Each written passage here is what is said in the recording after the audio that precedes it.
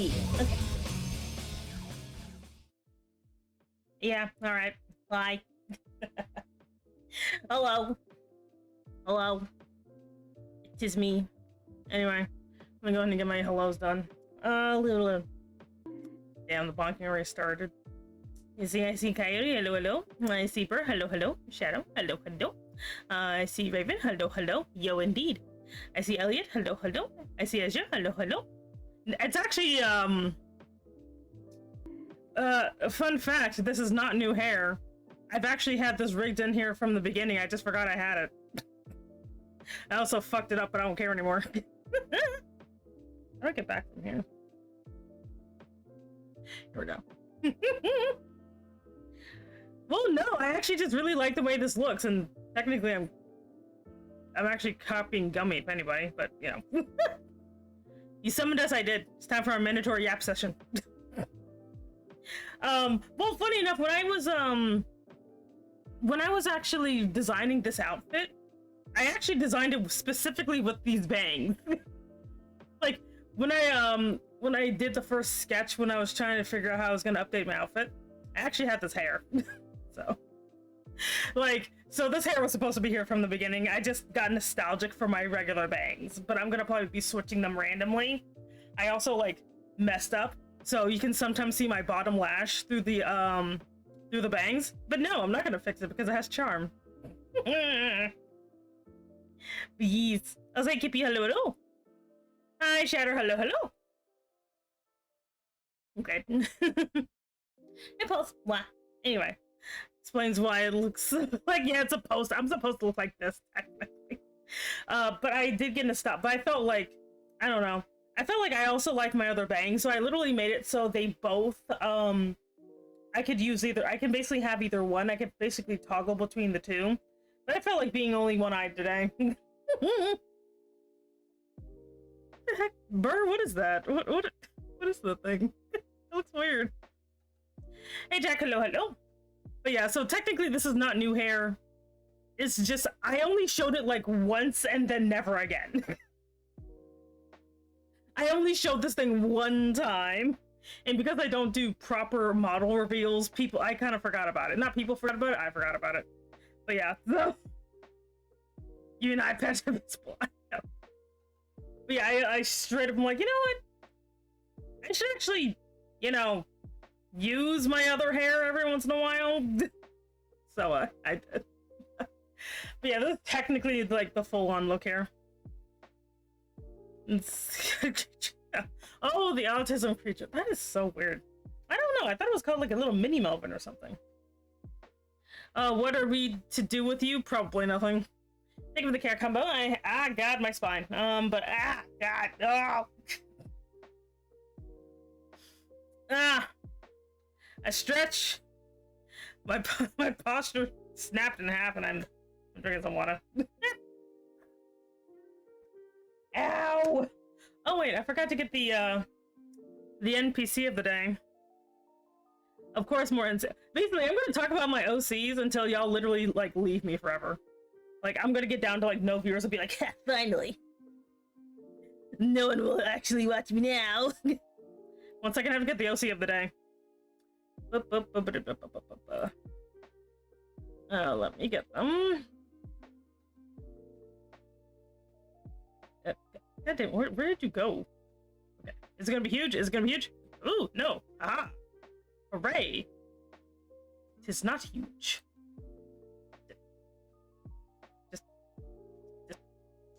Just get down. Just get down.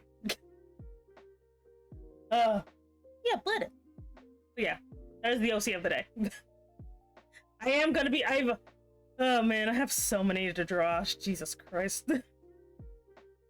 Like, I'm debating between if I want to draw the rest of like Char's household or not. There's like some other people in, like, again, they're not the family head. They're like the lead employee, if anything else. But yeah, I'm like debating between that or if I want to redesign Stella for the 15th time. Wait, let me move over. I gotta move over. 1 second. There. That's a little bit better.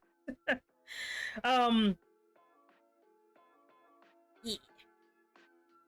But yeah, cause like basically I was like spacing out at work as one does, and like I think one of my oldest OCs, I think Stella's finally broken free of the Mary Sue mold and is actually her own character now. So I have to be like, ah, shit. Actually, I have to like make you a unique design now. Well, at least the way like that makes sense now that I gave her different lore from what I know originally had. So, she's finally like, because I finally it's more like she has a lot of you love the scarf. Yeah. Like they like the shawl thing. They just bring it with them everywhere, and they just love this thing. They also have a bunch of stuff hidden in there. But at least it's like a scarf shawl thing. It's technically too long to be a shawl, but it's too big to be a scarf. I don't know what the fuck it is.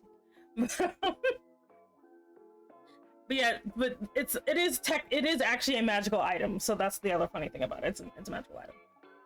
But yeah, so I'm debating whether or not, like, because now that I finally settled down on, like, the origin of Stella, I have to actually draw her in accordance with that origin, because she had, like, 5, but one of them was very compelling. I just didn't know if I wanted to do it. They may be interdimensional hammer space pockets, but it's still pockets. It's not that bad, no. Like, they're not zany like that. It's more like they have a magic, like, basically magic spells in there, but not actual, like, straight up items. It's a magical item, but, like, it doesn't hold other magical items. Because that would make my head hurt too much. A fellow scientist. Yes, I poked my other eye out, and so I'm gonna be one-eyed forever. Anyway. I'm gonna be basically using magical items and symbols, yeah, pretty much. So they don't have they're still like, even though they have magical items, but it's not like, you know, it's not like we're not using wands or whatever. Though Char is capable of using magic like that, they choose not to because it gets annoying after a while. You know, and they don't really see a point in doing it. It's not which is why I use pretty much. Like, them using alchemy is more like a hobby, but they actually are capable of using higher magic. They just choose not to because it's annoying. He threw one of the hammers and one landed on Semi's eye, apparently. Yeah, everybody blame Elliot for blinding me in one eye. It's all his fault. Everyone point at him and laugh. Anyway. Who's the corner of the screen? This is Char Faerun. They are the head alchemist of the Leventry family, which is one of the higher. What do you mean? You're the one throwing hammers recklessly, my dude. But yeah, they but yeah, they are but yeah, like, and the funny thing about them is that people, like, they're not, no one's really sure, but everyone assumes Char is at least partially human.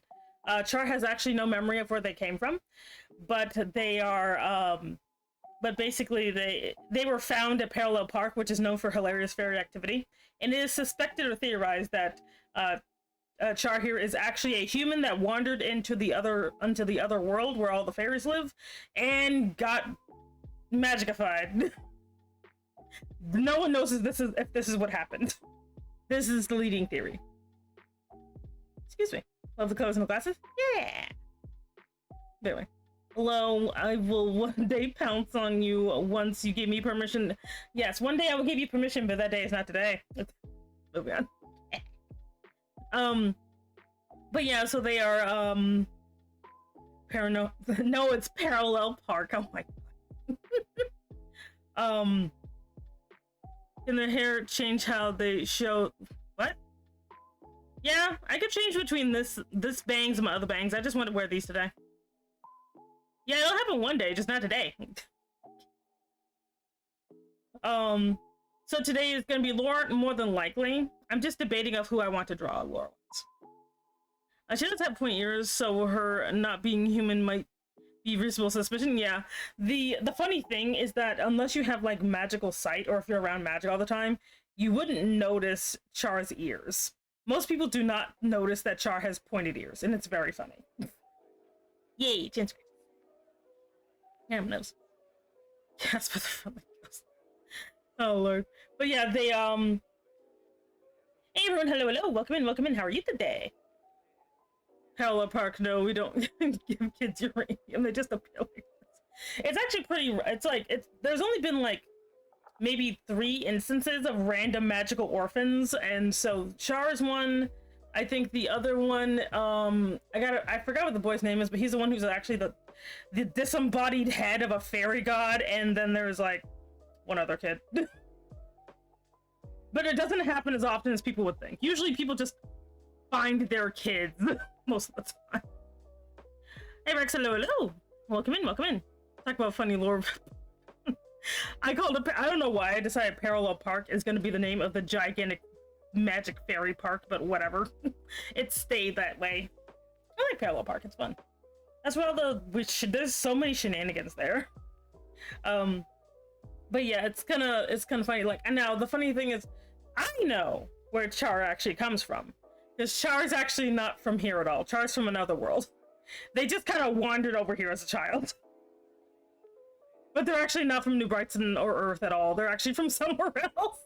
They're just like from another plane of existence, and they just kind of wandered over.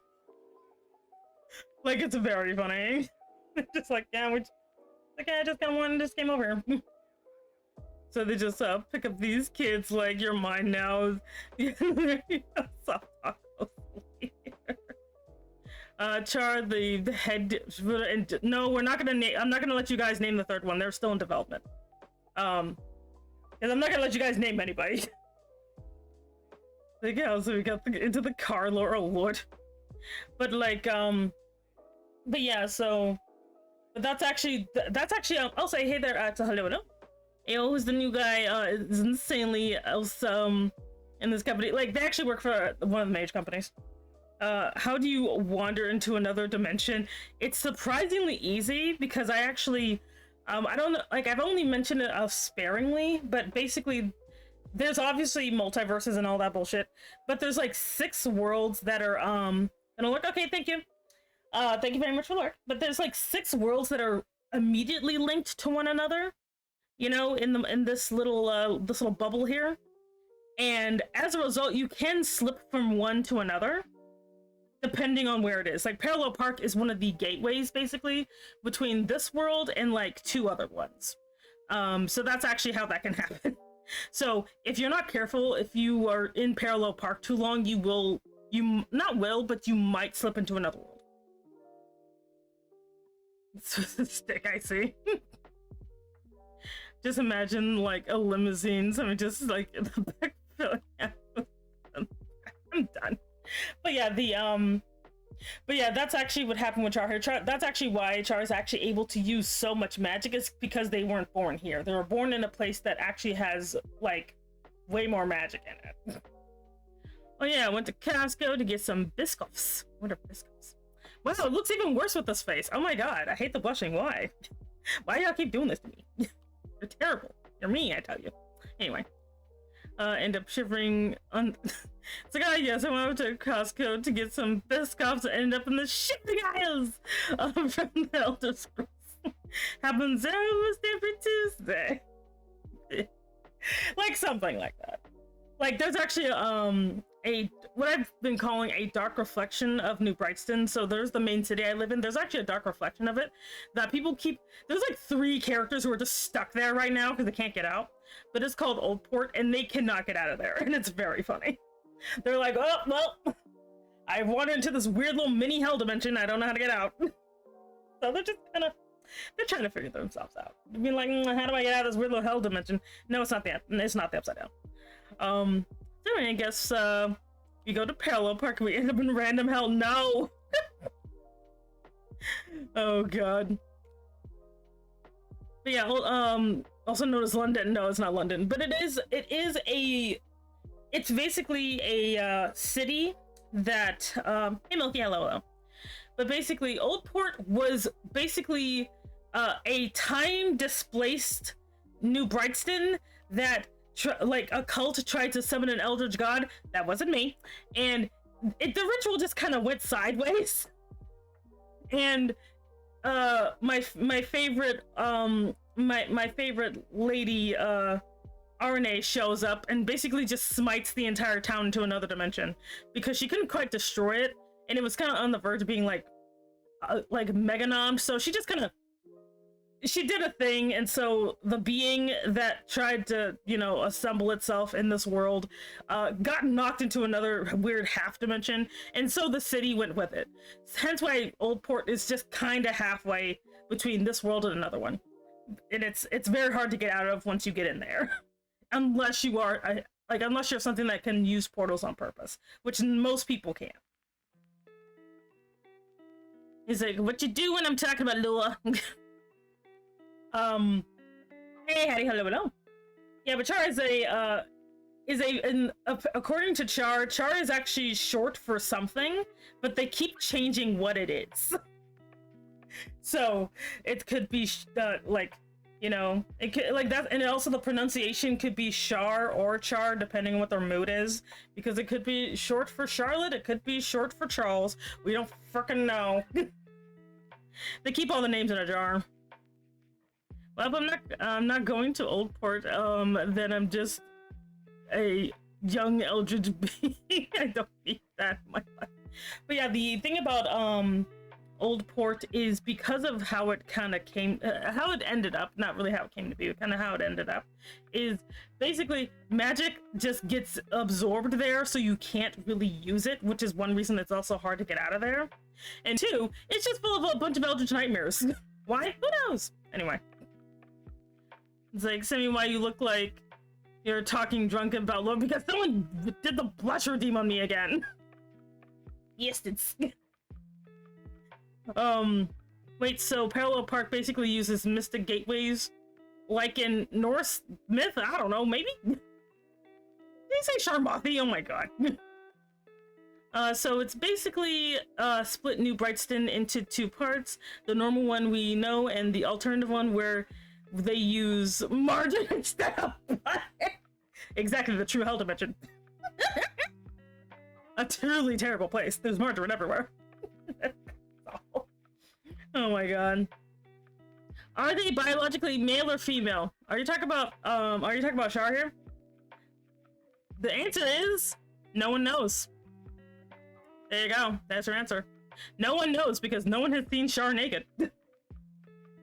There's nobody alive anyway that's seen Char naked. So nobody knows. And they are going to continue to troll people about it. Because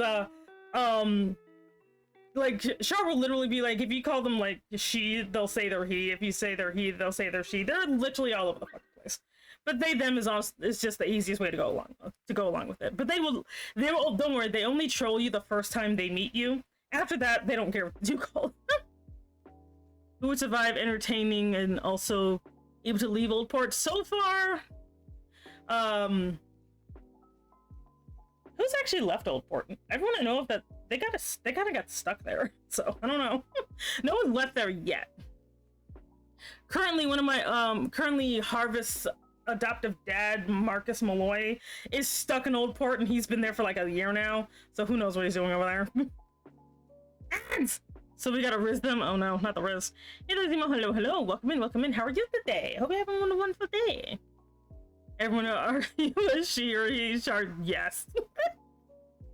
Except you. But yeah, they're when it comes to Char here, they're also very good friends with B, Beatrice, the blue-haired lady. They're very good friends because they're both fucking nerds. They're both goddamn nerds, so they like to gush about magic. Not too much, but they gush enough. Is Bones... The Bones... Old Man Black Bones in Old Port? No, he is not. Old Man Black Bones is in New Brightston. So he's not there, he's never been there, he doesn't know what the hell that is. Like, cause when that happened, he was basically when Old Port was created through MacGuffinry, Old Man Blackbones was actually not on this continent, so he would not have known how that even happened. I don't think he even knows about the place. Yep. Because it's not really connected to necromancy either, so he doesn't really have a way of dealing with it. So Old Port is a magical bad side of town you drive an extra 10 minutes to drive. Yeah, Old Port is a very interesting place. I'm doing well. You are. It's like you're doing. How are you doing, kind person? I'm fine. I'm fine. I'm having a pretty good day. First stream of the week. Does anybody ever call isekai protagonists call them isekai protagonist as a joke? Who, Char or somebody else? It's like, hell yeah, fellow dork, I'm a massive nerd for magic. But yeah, they, because, Char loves making, like, magical items. That's, like, their specialty. And they're always experimenting to make even more interesting items. This causes them to clash with the head of the family. Not, like, the old head of the family who's blind, but the new one who's just, like...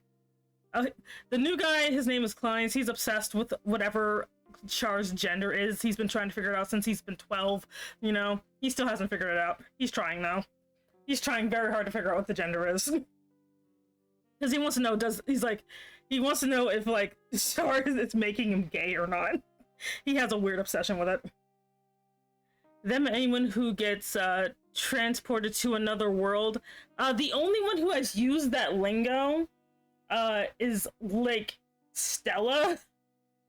Which, I don't know if I'm gonna draw her today, because I have to redo her design. But, Stella is basically the hilarious alchemical child of Arne and Ethan, the guy who keeps reincarnating. They decide to have because Arne cannot have biological children. Like, she just straight up can't. And they wanted to have a family, so Ethan's like, I have an idea. I will use my hilarious alchemy and I will make us a baby. And he did, and it ended badly.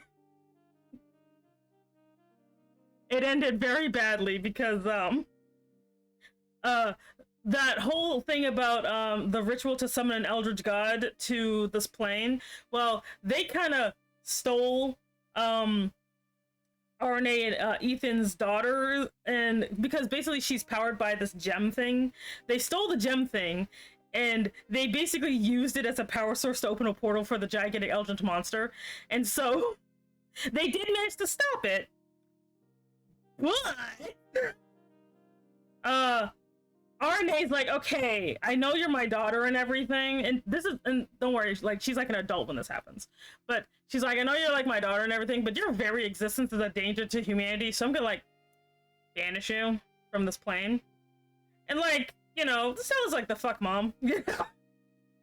And Ethan's like, don't do this to our daughter, she doesn't know how to survive anywhere else. And, like, Arne is just like, I don't have time for you, and she just kind of kills her husband, like, then and there, because he's gonna come back anyway. And like, Stella's like, oh my god, you just killed dad. She's like, yeah, I know, you'll be fine. And then she, like, banishes her to another plane. So Stella just gets forcibly isekai in the worst way possible. She didn't die or anything, she just got, like, shucked into another dimension, because her mom can do that. Because her mom is like, her mom can, Arne is a master of banishment, purification and annihilation within reason. So she technically, because her daughter, like, was opposed to, like, her existence was opposed to, like, a, you know, an issue, she's just like, oh, well, off you go. Stella was not happy with this. So it was very, very traumatizing for her. They got the Elric brother treatment, damn. But yeah, but the transferring to another world thing, most people don't call it isekai at all because they don't really have a term for it. The others, like the one world that kind of does, they don't call them isekai protagonists, they just call them summoned heroes. When they had that, they didn't have it for very long, but they did have a thing for summoned heroes, but like they stopped that after it caused the apocalypse. Long story. So use your card to banish. Oh god. But yes, there are, like, believe it or not, there's more eldritch beings than just me. There's a lot. You know, in fact, there's more than one group trying to summon one. It's just I was one of the few that managed to get here and not get instantly smited. Maybe because I was very subtle about it. Sounds like the typical eldritch family dynamic. So super good speaking of banishment and normal sized doorways. Yeah, normal sized doorways be getting me.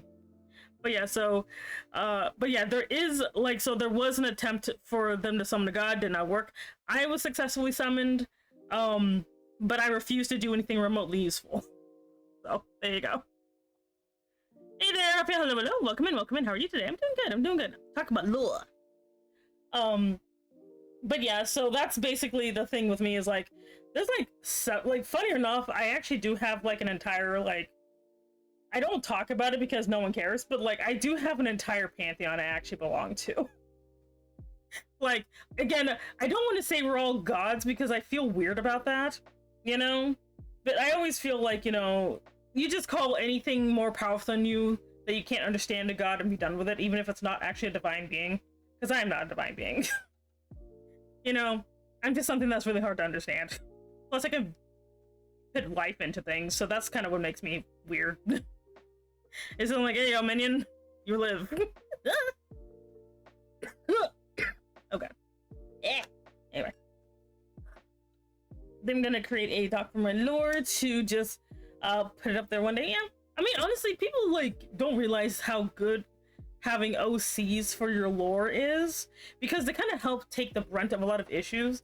Like, no offense, but like trying to like have supporting characters for your lore that are other people's characters or other people's VTubers is a disaster. Don't do that. Unless you like are very secure with that person, you know? It's been 5 years, everyone is dead. Hey, Porter, hello, welcome in. Is the apocalypse coming? No apocalypse. But it's not just because, like, you know, not to say you don't want to include people in your lore, but it tends to break apart if they have a different idea of what they want to do, you know? So that's more what it is, where it's like, you know, in my case, my lore is like not unique or anything, but it's definitely something I notice a lot of people just do not understand, and trying to have somebody be a part of that is way too fucking, like, way too stressful, you know? So he's probably the least threatening one that's been summoned here. She's just more on accident. Oh god. Sick. My lore flies solo. Like me. I'm a lone wolf. Yes, you are. You're a very lone puppy and you're very cute. Anyway. I have plans to make my lore before I meet you. That's fine.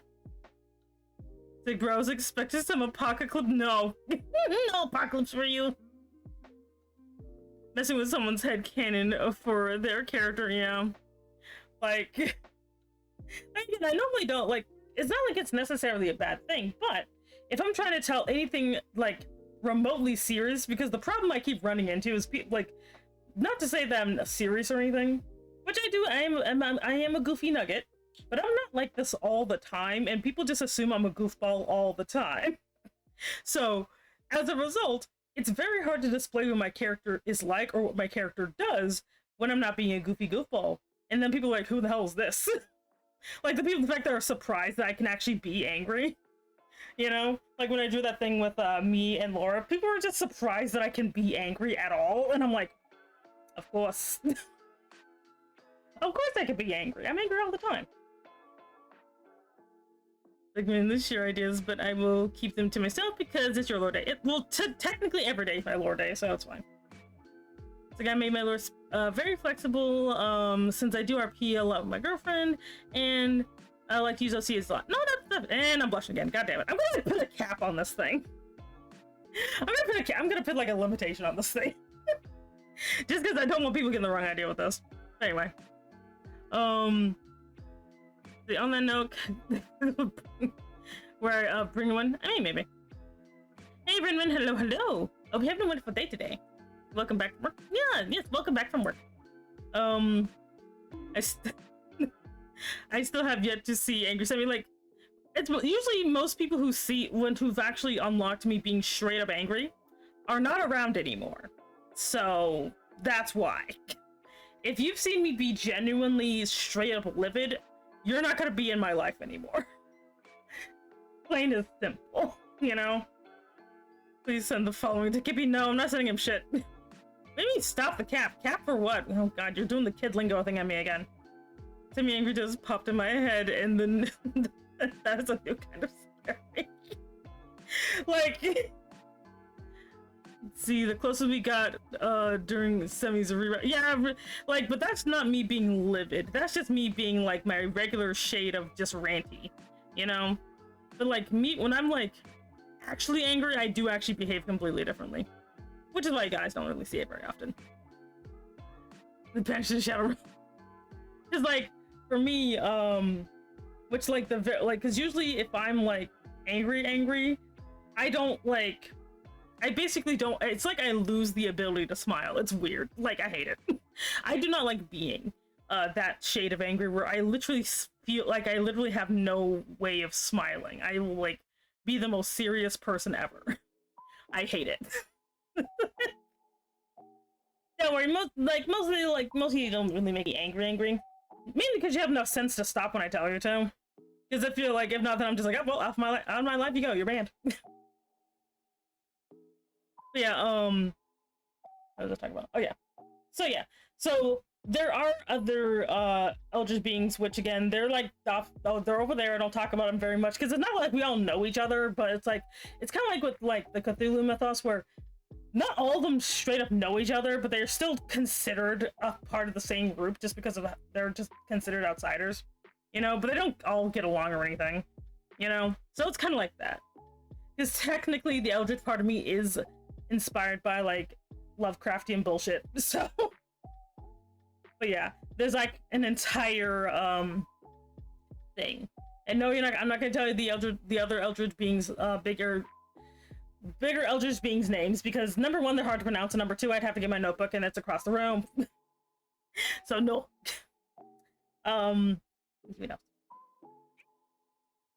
Question then, do most of them do what? Then do most no what? Milky, I'm gonna need you to like clarify your sentence. I'm not sure what that means. Do most of who? But yeah. So but yeah, so when it comes to because this actually does because I actually am planning my lore comic, which is gonna take a bit longer, like because I want to take my time with it. It's not gonna be super long or anything, but it's gonna be longer than the one shot because I know what happens in the middle, I know what happens at the end. I just have to kind of build it up because I like to go at a very slow pace, you know. So that's more what it is. Indeed, play up. But like I like to go story wise, I do like to go at a glacial pace. I love to go very slowly, you know. Okay, sorry, do most Eldritch beings know of each other? Like, do they know them personally? But no, we don't. It's more like we can sense what each other is because of the Eldritch part, but that's it. We're not going to be like, you know, if I show up and another one shows up, they're not going to be like, ah, yes, Semi, or whatever your Eldritch name is, blah, blah, blah, you know, I knew her back in high school, back in Eldritch High. No. That's like saying, like, because the thing is, when it comes to, like, the weird abyssal BS dimension, like, stuff is just kind of floating around. That's like saying, you know, ask, like, Milky, it's the equivalent of asking, do you and, like, somebody from across the country both know each other? You know? But you've never met. It's like that. You're from the same country, but, you know, that doesn't mean you know each other. Yep, completely unaware. Oh, we got a motivation. All right, Ren, what do you want me to motivate you for? Okay, so not going to be like, I have here. No, most of us do not know each other. Do Eldritch beings have home, or do they just live in their pocket dimension? Most I don't know all of them because it's kind of like it's very different. Like not all of them are the same. Like the only ones I know of definitely is like my quote unquote mom. Because my mom is actually don't ask me how this works. My mom is technically a plane of existence. So I don't know how my dad got in there, but whatever. No, I'm not going to explain that because I don't know. So like, you know, that like my mom's like a place more than a thing. And then me, I'm like I have like multi-existences, as weird as that sounds, because there's the me here, the me that's still in the abyss, and then there's that other part. So I'm a weird existence because the dragon part makes me a little bit more solid. Sorry, no bad timing. Haven't used in a while, but I figured I'd do so. Motivate me to get up a gamer and to be a gamer and order groceries, please. Okay, 1 second. 1 second.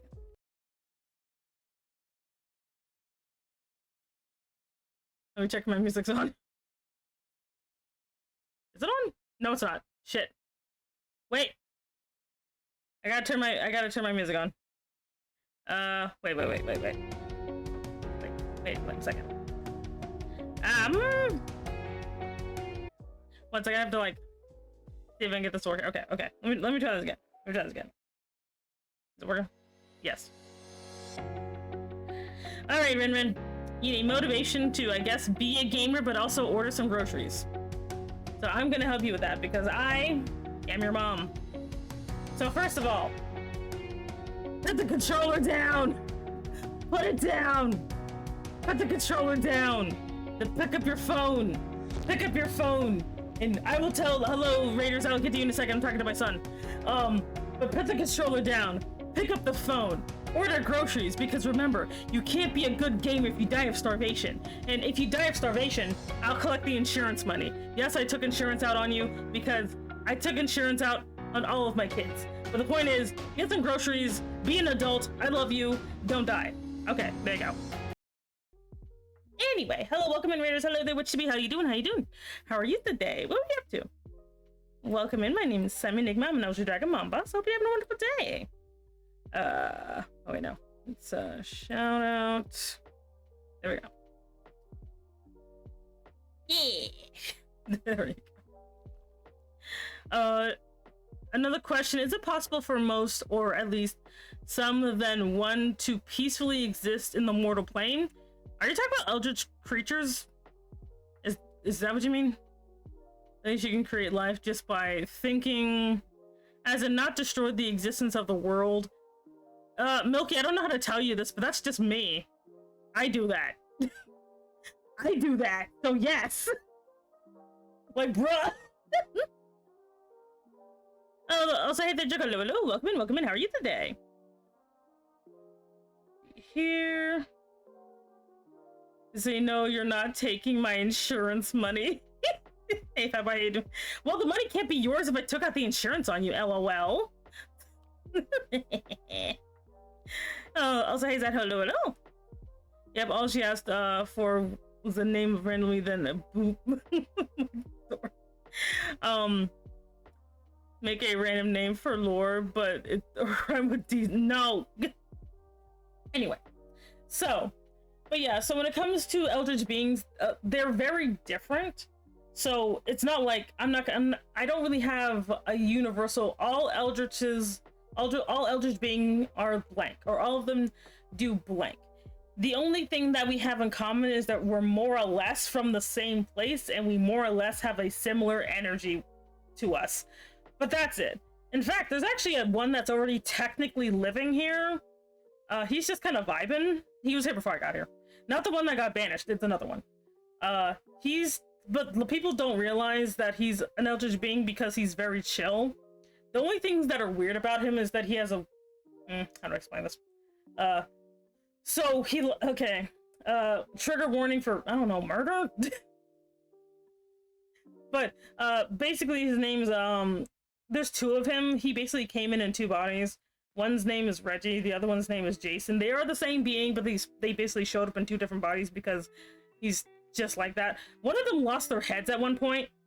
And he doesn't know where it is, but he's pretty chill about it. He's just been kind of hanging out as a headless dude in his apartment, while his other half just goes and takes photography at night. But they both have the hobby of, you know, just taking people and making art out of them, you know, as you do. It's weird. But anyway, moving on. So we sent you something, check whenever you can. Okay, that's fine. You can eat soup. What? That'd be weird sometimes. Okay, fine. I will pay for your funeral, but then the rest of the insurance money is mine to buy anime with. Okay, so you are the unique exception where you make your form not destroy the world, and everyone is just not that. Well, the thing is that the urge to destroy is not like Some eldritch beings want to do that, some don't. That's not a eldritch feature of... Basically, murder humanity is not really the prerogative half the time. For most of us, because we kind of don't care, you know?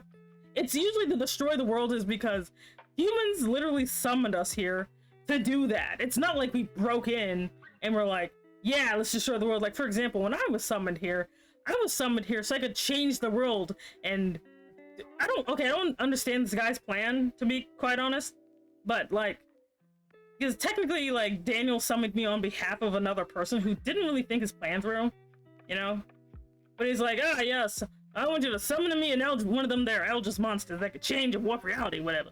And then I want to become a god. And I'm like, what the fuck does it even mean? I mean, okay. And then his head exploded, so, you know, there's that. Humans are weird. Anyway. It'd be like that, you know? Don't summon Eldritch being if you don't know if you're not clear on your goals. You know? See, if you can't find his head, maybe Phineas and Ferb can. Well, I know where it is. It's at the Hunter Institute. They're studying it. Because they couldn't figure out where the rest of him was. The one of man cannot live without his Chad self and his virgin self. What the fuck? So in order for him, Kippy, what are you doing? What are you doing? What is this, Kippy? What does this even mean? So you wish to meet one of the Eldritch beings that can drive me insane so I can experiment. Well, if I feel pain where I go insane. I mean, I don't think going insane, like, debilitates your physical senses. Like, I think you can still feel pain if you're insane. But, I mean, I don't know anybody who is, so who knows? Who knows? Yeah, I don't know. Oh, God.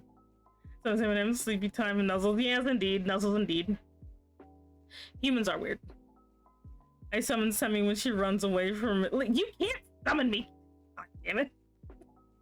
Calling me on my phone is not summoning me. You're not compelling me to do shit. It's like, so you basically made a character that came as two and his Chad and virgin self. That is weird because neither are a Chad or a virgin. You just got a serial killer artist and a photographer. If whatever that means. I mean, well, damn, guess I need to drop in right again. What? Oh, shit. No, you don't. This is just an alternative bangs. You don't have to change anything, B. It's fine. It's fine. You don't have to change anything. Oh, Lord. Then don't run with meetings. You can't stop me. Anyway. I don't summon Summy's me because she keeps as an office pet. I do. It's sort of hello. Technically, it is summoning if you get invited to a place. Yeah, but that doesn't mean you have to answer. Technically, it's like, it's not summoning, it's calling. It's only a summon if I show up. It's just calling. If you're only, like, if you're calling a being, them showing up is the summon, not you just calling them on their weird astral phone. There's an important meeting you need to be at. Something like, I am busy at Disney World. Oh. How sometimes mention cursed art, or just have a himbo on the phone. I'll definitely show up for that. Just be like, they told me to hold this phone. I'm like, I'll just burst kick the door and be like, well, hello there. I don't know how you got my office, but you're staying in here now. Let me stop. I always sound awful. Oh god, I always sound like a terrible person. Anyway. Well, himbos are cute. I like them. But yeah, like I said, Eldritch beings are very, very different depending on how they show up and whether or not they have if they have directions or not. Like, for example, the guy who split in two, he wasn't summoned. He just kind of wandered over here apparently, and he thought it was neat. Yeah, that's it. He even has a daughter he has a half Eldritch daughter who just kind of wanders around at night doing nighttime photography with her dad, or one of her dads. Her name is Alice. She's fine. She just seems like a very quiet individual, you know? And she has a monotone. She's very lovely. I love Alice. But yeah, she's one of the few, like, she just looks very human because her mom was human, but, you know. And her dad is, like, human passing. Like, unlike me, who has like dragon parts, he's actually like, he actually looks like a human being. I mean, without his head, but you know. Hey, so I have a nice locally acquired himbo at the office. Can you please make, wait, no. I don't trust you, Milky, because you don't talk to himbos. It's probably just some guy named Stan that you got off the freaking street. I'll say the Lost in Land 11, hello, and thank you very much for the look. Anyway. Hey, Maples, hello, how are you? Looks like you feed him enough, he will eat the sun for you. Oh, God. Yeah, it sure does have, like, random reason I still don't understand it. Yeah, take that, Milky, I know you too well. You don't even talk to himbo, so how the heck are you gonna get one in my office? I'm not that dumb. Exactly, I'm just smart enough to be annoying. Like, you ain't getting me. You have to do better. Because I paid him with what? What would you pay him with? You don't get, I don't pay you money. I don't pay you money. What did you pay them with, Milky?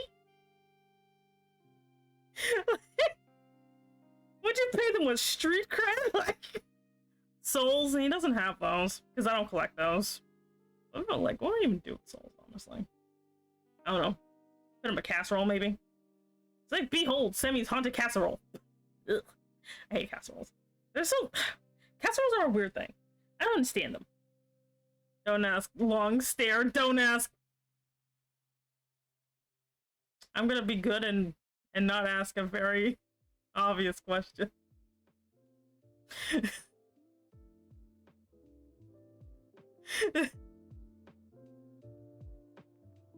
You offered them pancakes, didn't you? Okay, let me stop. Anyway.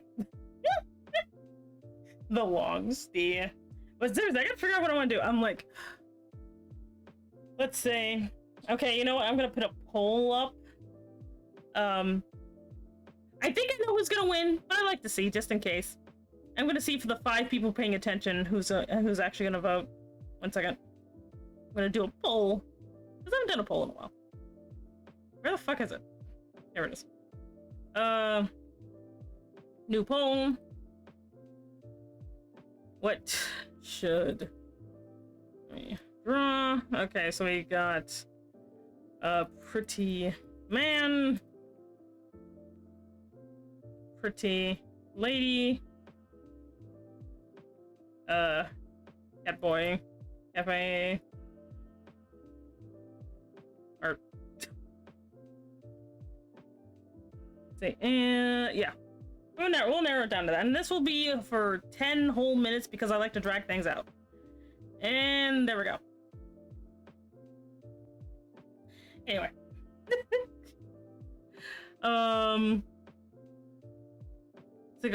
It's like, oh look, I work at a cafe. I have money besides your weird job, damn. Are you doing 2 jobs? That's what, yeah, apparently. One of them he kind of got, like, you know, pressed into, but he'll be fine. He'll be fine. Because I think he's at some type of, like, lunar cafe or some shit. I think. I'm not sure. I don't remember. But yeah, but those are, like, the options. Because I'm like, because I actually have been working on the comic lately, so. It is going to be a long-ass, not a long-ass time, but it's going to be a while before I release, because I want to make sure I have a good buffer this time. Because when it comes to the Cowboy Cafe comic, which is the first one I'm going to do, my lore comic is going to take longer. But for the Cowboy Cafe, it's going to be released on a monthly basis because I can't be bothered. So, there's that. See, Underworld comic that... No, not Underworld. Wait, I mean, you could do an Underworld comic, I guess. I'm doing a Cowboy Cafe comic. But if you want to do an Underworld comic, you can. But the my personal lore comic, the one that's gonna have the stuff about New Brightston, that's gonna be that's gonna take a little bit more time just because I have to actually nail down the story. I have an idea, but I have to work on it. So there's that. Anytime you make way to the office, I'm trying to do more than my job description, and you also don't pay me for it. I mean, yeah, I could just send my minions though. Oh boy, where am I putting King Dribble? No, wait, no. I never mind. I don't know why I asked that question. 1 second. Let me get him. Let me get him. I don't put him anywhere. Oh. Come on. Come on, big guy. There you go. There you go. There's my big boy. You hanging with Buko? You're Australian. Oh boy. My eyes would cry. I don't have water in my body. Oh my god. Are you still a lich or are you something else now? What Milky, what are you right now? Other than like a little glass of salt. Which is still my headcanon. You're still a little glass of salt, a little bowler hat.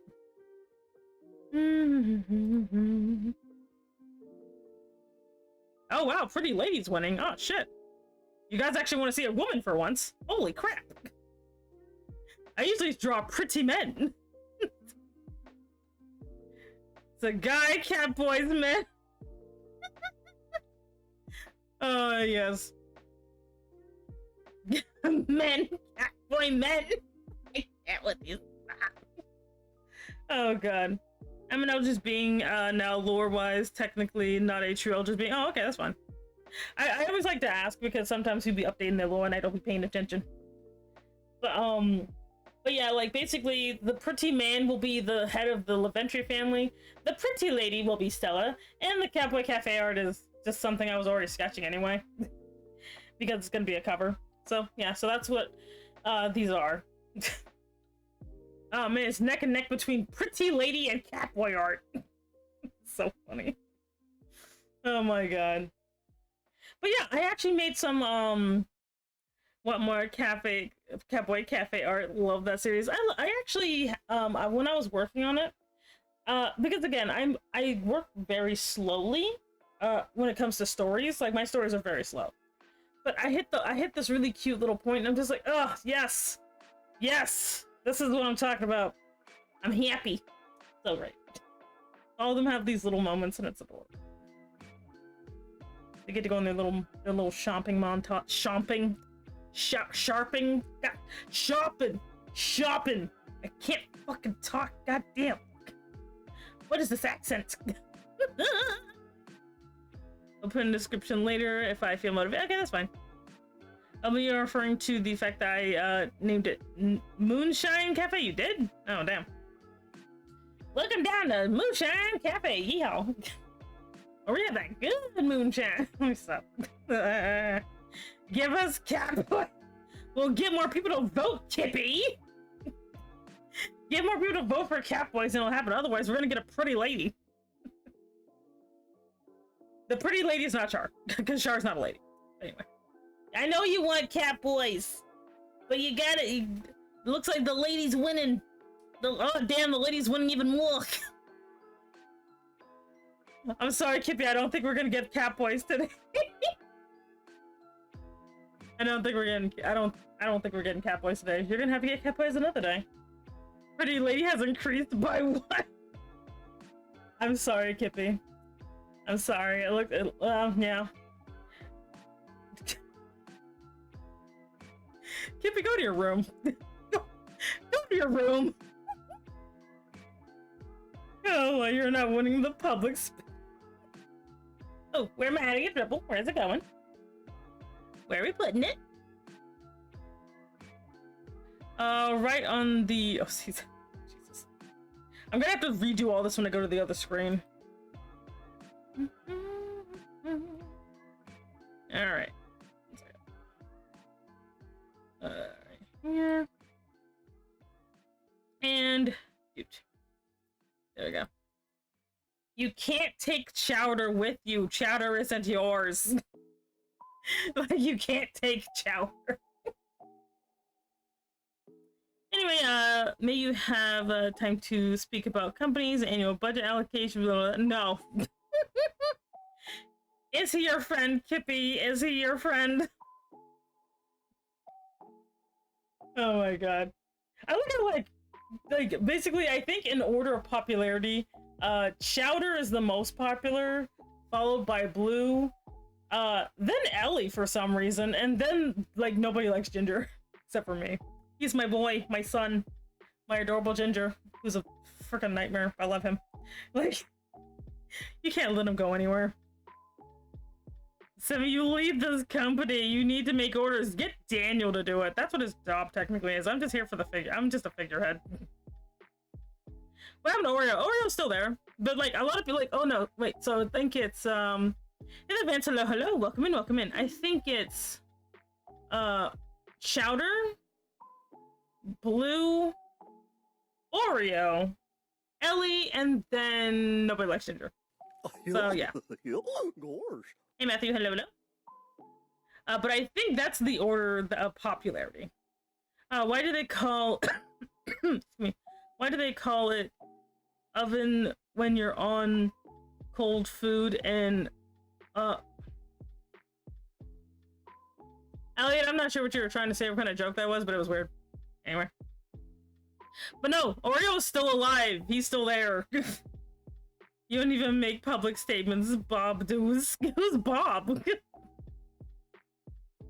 Catboy Cafe is my workout inspiration. How? Oh my god. Oh god. Oh, I gotta, like, we also got, like, I don't know how people feel about Ben. Like, cause, like, I'm not gonna lie, I'm excited to draw Ben because I can kind of draw muscular men now because Ben is supposed to be muscular. So I'm gonna be very interested to see what I want to do a character poll once I like start the comic again. I want to do a character poll to see who's the most popular. It's gonna be Chowder, but I like to ask. Catboy art is coming up. It's coming up. You guys still have a little bit more time. Otherwise, we're gonna get a pretty lady. Oh Lord, Bob is the.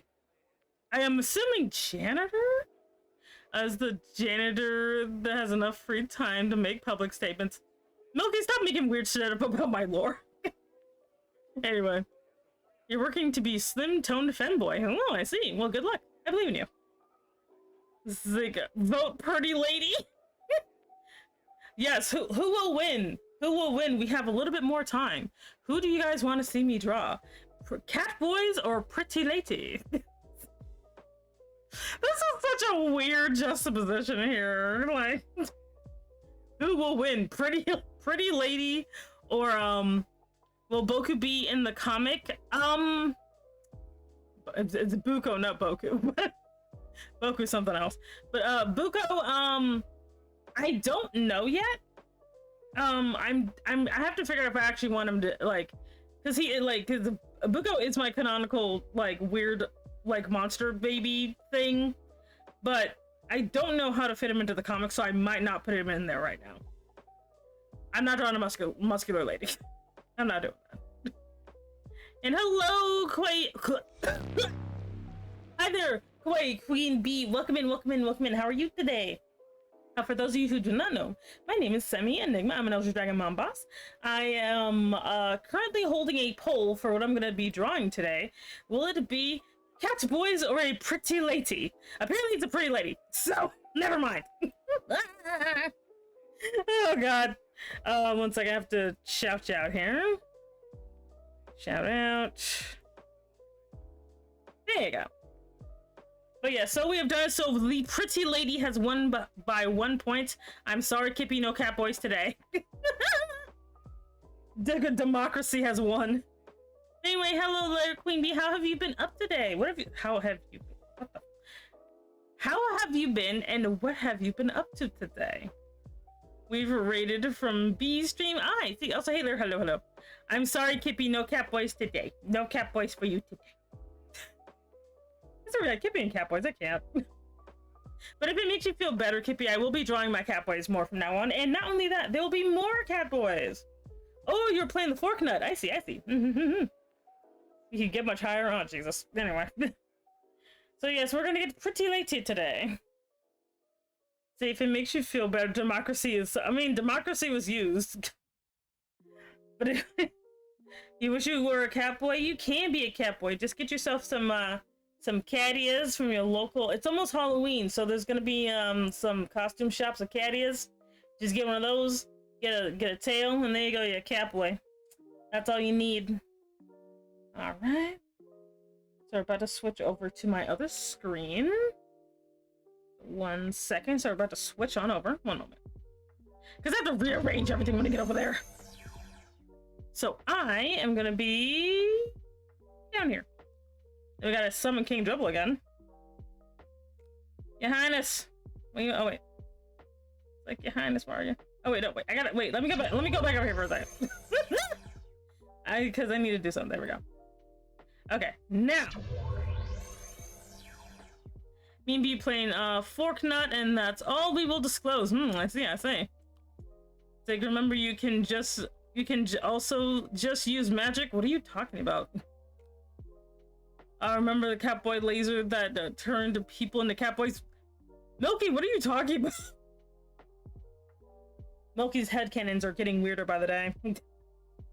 Turn that off, turn this on, and let it. And then we're gonna bring... What is that? Where are you? Sorry, I'm trying to find this lone dribble here. Okay, there we go. And we're gonna put this up here. And let's shrink you down. There you go. Okay, we might need to make this a bit smaller. Might need to make that a bit smaller. There. Okay, that should... Oh yeah, and King Dribble's here. King Dribble, where are you at? There you are. It's so crowded. So freaking crowded, I love it. There we go. Anyway. Let's see. It might be a ghost for Halloween since I'm dead. Oh lord. Are you dead on the inside, Kippy? You're dead on the inside. Crawling in my skin, these wounds, they will not heal. No, will not. Okay. Alright. This body started. Alright. Okay.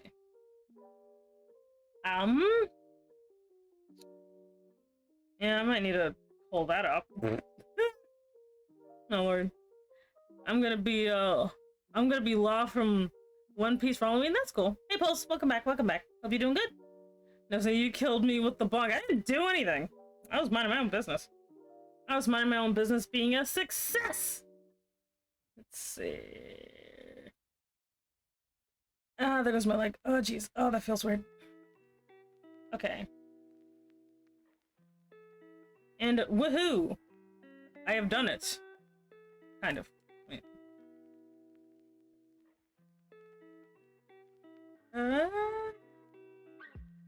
There it is. Now that is fine. So here.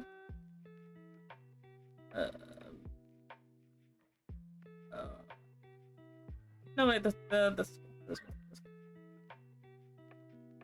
Okay. Anyway, you're contemplating making a PB&J, then go ahead and make yourself a sandwich.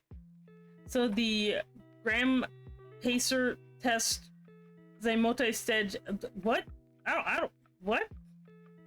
You lost me. Hello. Hey there, Propot. How you doing? I hope you're having a wonderful day. Today has been quite nice indeed. Let's see here. Today we're drawing a pretty lady.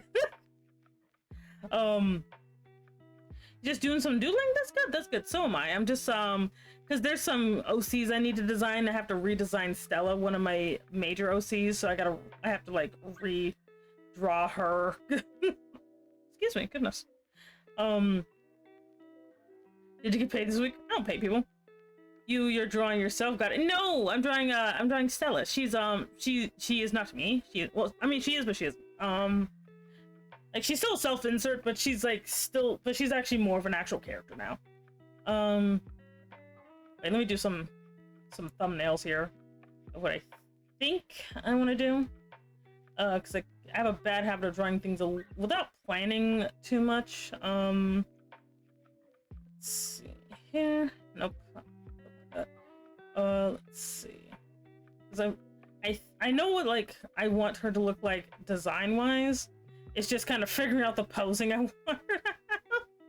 You know? Stella is the alchemist. I mean, she was created by an alchemist. If that's anything. Let's see. No, I don't. It's something like sometimes it's good to like thumbnail things out. Let's see, because I know it's like that. See, I have but one question. Why must you make a mockery of proper business? Because it's funny. Um, have you heard of the subreddit R role reversal? It's basically a safe haven. Oh god, a safe haven for masculine women and feminine men. No, I have not, because I don't really use Reddit, honestly. I prefer Twitter, as toxic as it is. Reddit is a little weird to me. Not to say I never use Reddit, but like I don't use it enough to actually pay attention to what anything is on there. Let's see here. Am I funny for wanting to make a business work? Yes, yes you are. But I believe in you. Let's see. One second, I'm gonna look on. One second, I gotta look for. Like, I think I know what pose I want, but I need to double check. I want more soup in the break room. I mean, we'll think about it. We'll figure it out. We'll put it on the company poll. We'll put it on the company poll. One second. I'm looking for a pose right now, if you're wondering what I'm doing.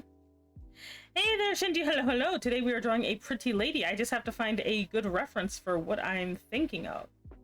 Because I'm thinking, but I'm not quite sure. I need to look for a pose right quick. But I will be drawing Stella, who's usually my main isekai protagonist, not gonna lie. She technically is a still. Oh, wait. Oh, if that's actually, that might be, actually could be that. For once, that is not a bad idea. That's actually not a bad idea for once. Okay. I think I know what I kind of want to do. I'll make this smaller. Let's see here. I kind of want to, because she has this staff thing called the Staff of Levitation that she made. This thing is it's like, it's not really a broom, but she kind of treats it like one. Let's see, something like that. It flips upside to no. Right. So something like this. And okay. I think I kind of know what I want to do. Anyway. I see, this is the world was created to be but a joke on a whim. Never have I seen a world so twisted. Oh, what? Well, it's like, it's mainly because I myself, like, lore-wise, don't even run the business. Technically, Daniel does. I actually just kind of am the figurehead that literally intimidates people into making business deals, but I don't do anything. But like, lore-wise, technically I do not handle business, and Daniel does. The disk drive in my Wii broke. Well, that sucks. I mean, it just eats people who disagrees. There you go. Right, and yes. Okay. Actually, I kind of want it to be like this. Alright, and then her hair like that. Because she has hilariously long hair, because of course she does, because I can't help myself. I just like really long hair sometimes. There we go. Dan, please be a bastion of normalcy. Just want a normal job this. Not... One day Milky will make sense, but that day is not today. Oh god. Let's see. Here, do I want to do that? Or up here probably. Yeah. Anyway.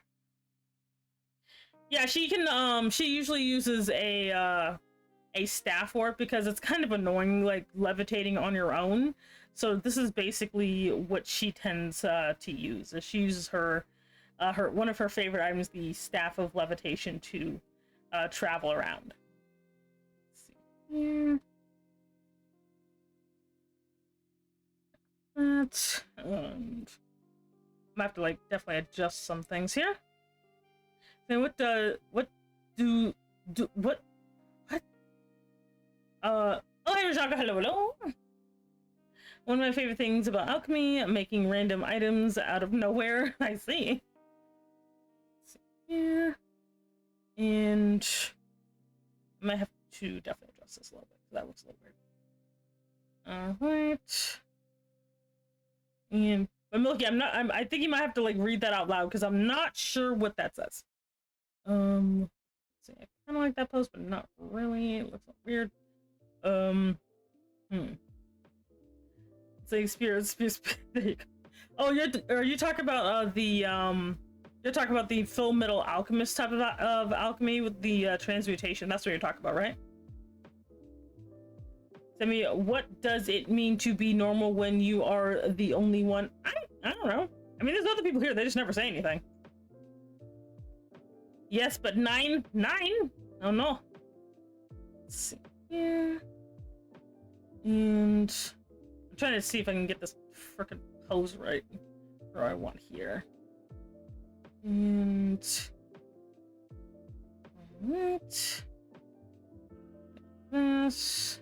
There we go. Yeah, I think I want it more like this. Okay. There we go. I think that's more what I'm looking for. Yes. Sometimes you have to draw things more than once to figure it out. Anyway. Yeah, what was that? Anyway. I saw something weird, but I did not. Oh god, I love how crowded this looks. Anyway.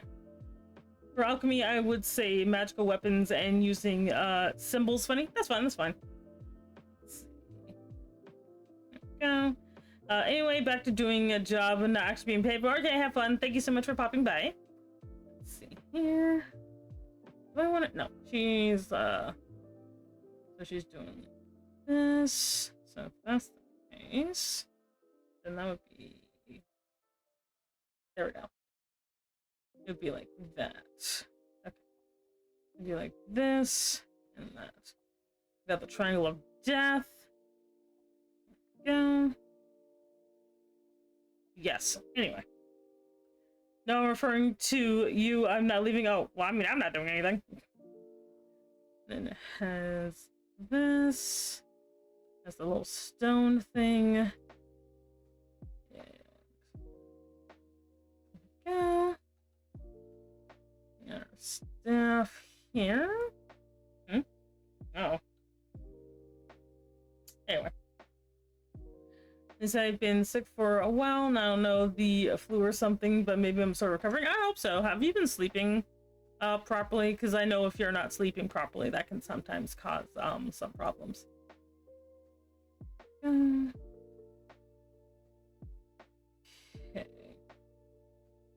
Then I gotta just go back and fix the anatomy, but I want it to be. I think I want it to be more like this.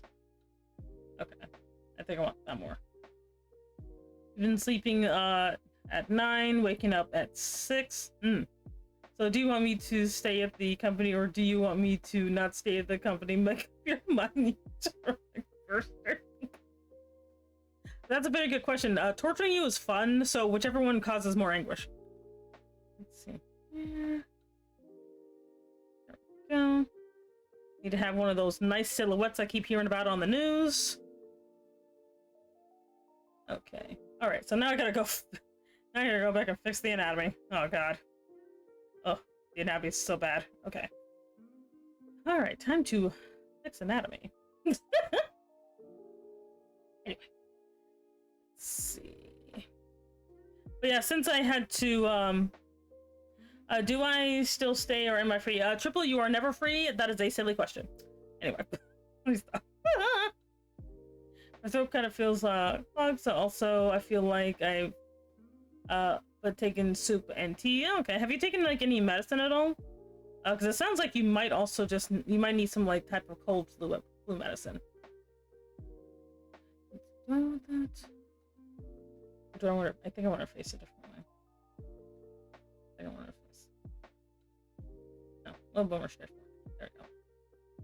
Anyway, so I do talk to myself. Don't mind me. But yeah, but since I did redo her origin, I have to like redo her entire freaking story. So that's gonna be fun. Day quilt and night quilt. I see. Pretty lady spellcaster. I may know what spell she may be casting. Oh god. Ellie, you're weird. Oh. I was never free from this madness. Hope I cannot. But okay. She does have slightly pointed ears because of course she does. But like I forget the fake covering so Twitch doesn't get any weird ideas. There we go. Okay. I think I know where we're going here. Okay. Alright. Sometimes I swear to God, like anatomy be kind of hard. Give her a smug face. We'll see when we get there. We'll see when we get here. Because now, like, because currently her character has, because of her origin, her character has changed a lot. So it's going to be interesting for me anyway, because she has changed a lot as a character. She has changed so freaking much. So I'm just like, oh my God, I'm going to have to like legitly just like basically redo her from like scratch because she is just so freaking different now. From one, because her initial like this her initial creation was very much like she's just a Mary Sue character. There was not that much to her, so now there is, and I have to be like, ah, shit, I gotta do something. Oh lord, neurodivergency semi, it's apparent. Yeah, she has changed. Is Ellie from Kappa Cafe a self-insert character? Kinda.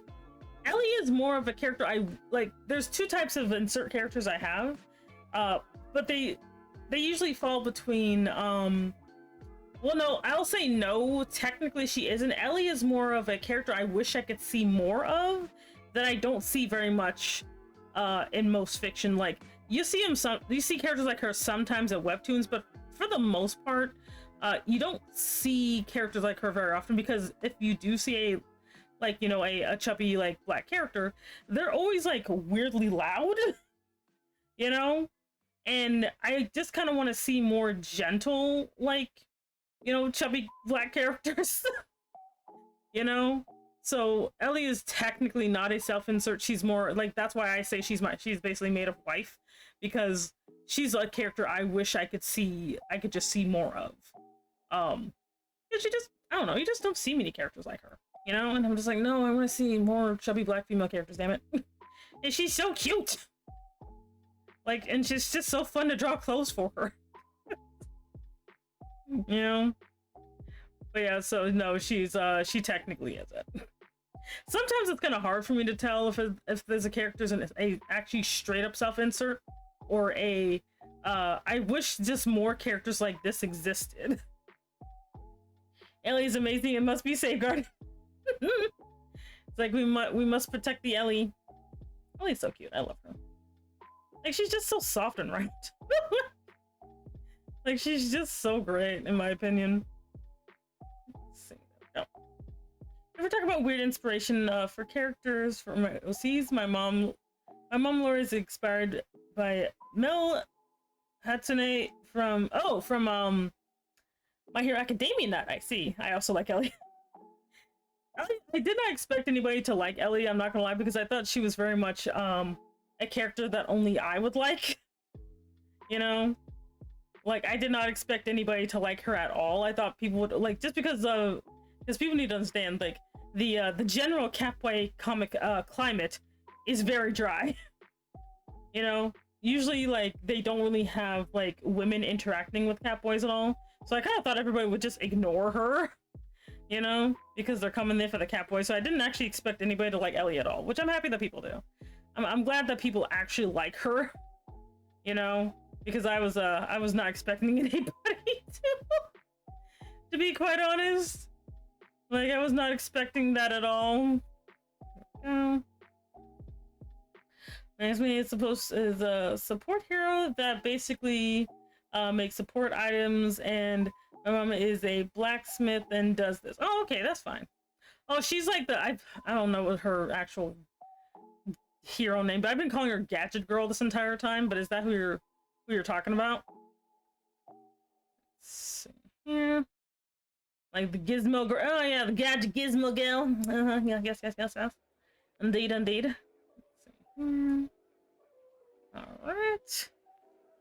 Okay, so I gotta put a guideline in there because looks weird. Let me see if I gotta shape anything.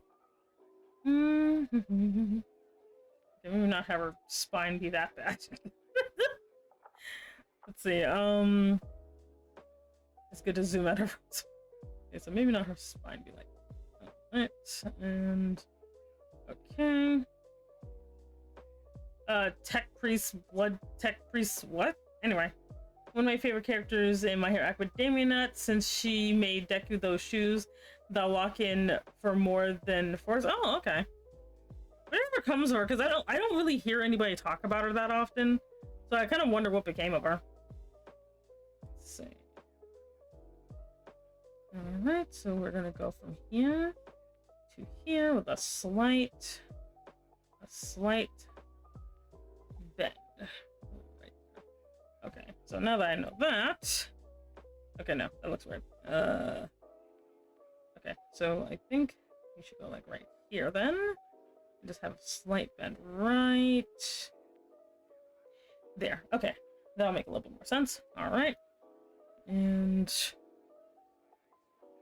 okay, so I'm like dealing with anatomy shenanigans. Okay, so I gotta go like right here. Okay, all right, there we go. I'm like, this looks a little weird for some reason, and it's because I have to put it like right there. Okay, cool. Anyway, or more hard out in that particular writing. Indeed, you did. Hey, hello. How are you today? I wonder what happened to her. Currently helping new support club. But oh, okay. The spy team for just 2 happened, and she got backstabbed, laughed at by a Frenchman. Ah, I see. But what about you? I'm doing pretty good. I'm drawing a. I had to redo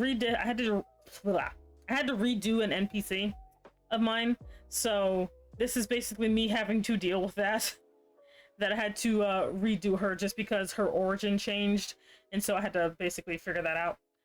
Actually, I'm gonna need. What's gonna need 2 right here to here. That. Figure out my guidelines here. Alright. There we go. And there. Okay. Anyway. Because American in lore has Iron Man. Oh my god. There we go. But yeah, so I haven't written the rest of her new lore yet, but like I'm gonna be interested because now that her lore is different than it was when it first started, it's gonna be very interesting to see what changes about Stella now is because of the whole, you know, she's basically a different character now.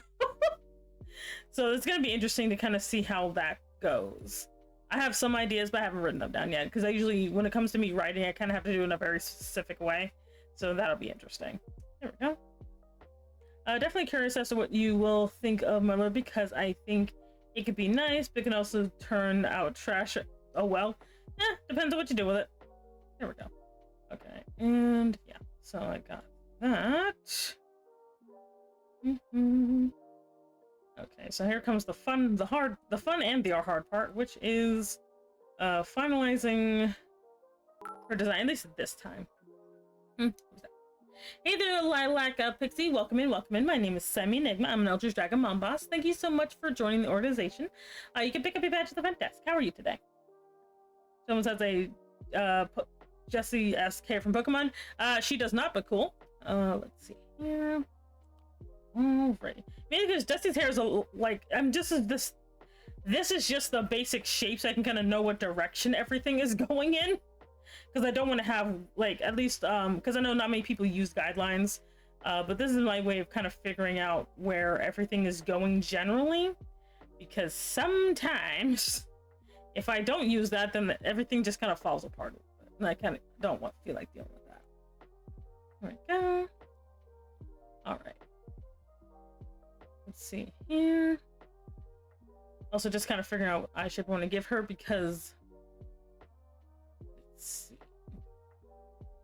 I think I'm gonna give her like the more wider eyes. Because when she gets isekai, she's a bit like, because she kind of character-wise, when I'm like, you know, writing about her in my hilarious fanfics, her age does bounce around a lot. So me trying to like, so me actually also just trying to figure out what age she is at, like emotionally, has been a pain in the ass.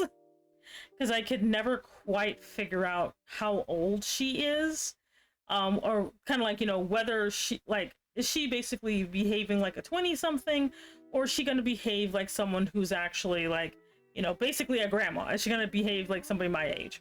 So that's something I've been kind of having a hard time figuring out, like what to do. But now I finally have a freaking idea. Like freaking god, you know. And see, she's emotionally aged, yeah, because she is still a homunculus at the end of the day. So she basically did stop aging when she looked in her 20s. So because that's how she was like designed. She was designed to kind of stop aging around the same appearance that her mother was. Because her mother looks like she's like eternally at like 28 or some shit, you know? So she herself is kind of designed to actually do the same thing. But like emotionally, I had to kind of figure out where she was. And so for her, she basically is going to kind of behave, at least initially, like somebody in their 20s. Hey, Cattle, hello, hello. Hey guys, how's they been, and who's today's character in the corner? That is Shar, Faerun. They are the head alchemist of the Leventry family, who specializes in Western alchemy. They are believed to be somebody who's like Fae touched or whatever, but honestly, nobody knows. Because honestly, I really like how you write Semi, so I do value your opinion. Oh, that's fine. No problem. If you ever want me to like, not like give you critique, but just kind of look it over and let you know if there's anything glaringly weird about it, I'll let you know. But I don't want to curb your creativity, because, you know, your creativity's fine. Let's see, so how are homunculi made in your lore? Basically, so with, they're pretty rare, honestly. Like, this is the only one that, like, basically, Stella's the only one, to my knowledge, this could change in the future, but she's the only one that actually has a soul. So she's an actual, like, you know, person, because her father, Ethan, is he actually is basically the best mage, magician, alchemist ever. So he basically created her from like the finest materials, and the biggest difference between her and, like, you know, another being is that she was basically given like magical energy to kind of, you know, get a soul by her mother, which was RNA. Also, hey Nika, hello, hello, welcome in, welcome in. And so that's kind of why she is different, is because she's actually like her core, which she actually has this this like, it doesn't actually show outside of her body, but she kind of had where her heart would be. She has this stone there, and that's what's basically what is channeling her power. Like, it's a perfect stone. It's not cut that badly. It's actually cut perfectly. But she does have the stone for her, basically for her core, and that's something that was basically created like with the help of her mother. Let's see. Yeah, I'm my own person, so I can take in your criticism while keeping essential elements. Okay, that's fine. Was it aggressively while the fruit snack? Oh god. So she's basically half homunculus, half human, kinda. Like, it's kind of hard to describe because she's not. There's nothing. She was not born. She was technically created, but she did also was created in a smaller body that grew into a bigger one. I don't know the process, but like, but it's something that like it's kind of like, it's not really. It's a very hard thing to do. My lore has them usually made through all kinds of materials, but human-like ones are made of soil, plants, iron, blood, and represent earth, air, fire, and water, respectively. That makes sense. She looks like a fun person to eat fruit snacks with. But yeah, she's like, the exact material she's made of is unknown. She still feels human. Like, if you like touch her hand or whatever, she feels like warm like a human does. But instead of see, why the arrows got so, oh damn. Azura's just not allowed to know anything. He's not allowed to know anything. Wait, I don't want them to be that high. We're gonna go for a sec, be quick. Okay, that's fine. But yeah, so she's basically a walking secret thingy. You know, most people didn't even know that she exists, because again, if you look at her, she just looks like a pretty lady with long hair. See, my lore is funny about them. A stone is a soul, and oh geez, and the soul is stone that it really, yeah. But yeah, she's because basically Arne, no one's quite sure what she is or where she came from, but Arne herself is also powered by a stone, but Arne's stone is completely perfectly round. Hers is perfectly round. So no one knows how she came to be, but Stella's stone is a cut stone. That's really the big differences between the two. Is that hers is a cut stone while her mother's is a sphere, a perfect sphere of unknown origin. Let's see here. And never forget to flip your screen. Always flip your screen, children. Always flip your screen. Let's see here. There we go. Yes. So, homunculi Mylor made of plants does have the weird weakness to herbicides, which definitely does make sense.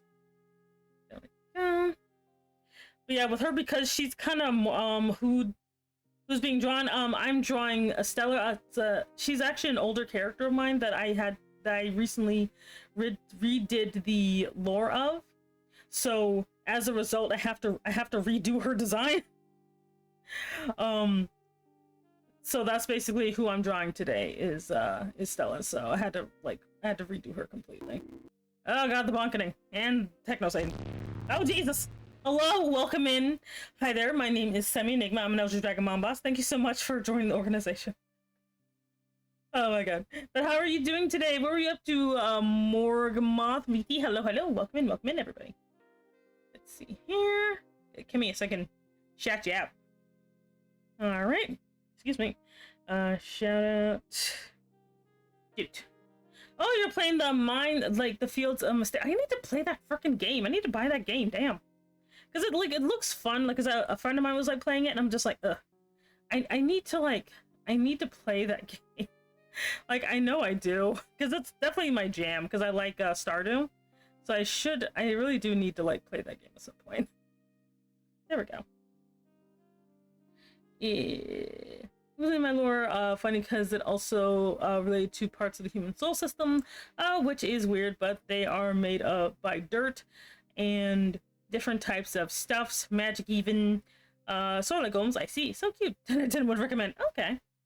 But yeah, she's but yeah, like as for what she's made of, again, they're not sure what Ethan used to make her because she feels like such a real person.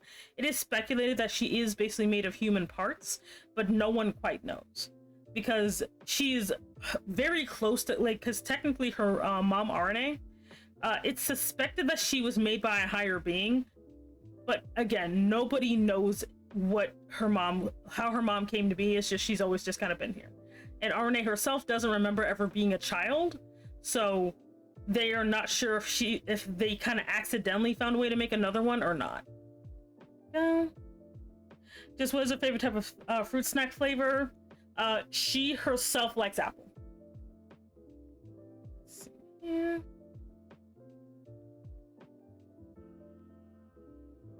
There we go. Alright. Because she has pointed ears because her mother has pointed ears. Okay. There we go. But yeah, she likes apple, specifically green apple, but any apple is fine. Alright.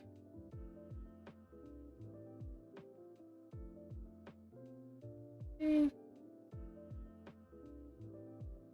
Okay. Oh, I should probably Japish. We're gonna put this over here with the OCs. Where's my OC folder? One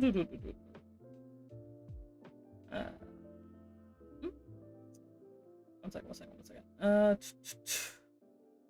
And Seas. Still we do. There we go. Playing Monster Hunter? Okay, let's go, let's go. I forgot the funniest way to make him use fruits. Okay.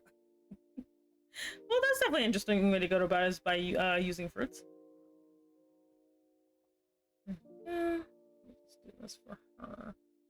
For her hair that I'm going to be doing a little bit later. Okay. But yeah, so she herself is artificial, but for the most part, but the thing is, like, you know, she herself kind of forgets that she's artificial. She feels like she's a real person. So I gotta get her clothes. Despite being carnivores like banana. Let's go, let's go. All right. Let's fix this a little bit. There we go. Yes, yes. Yeah.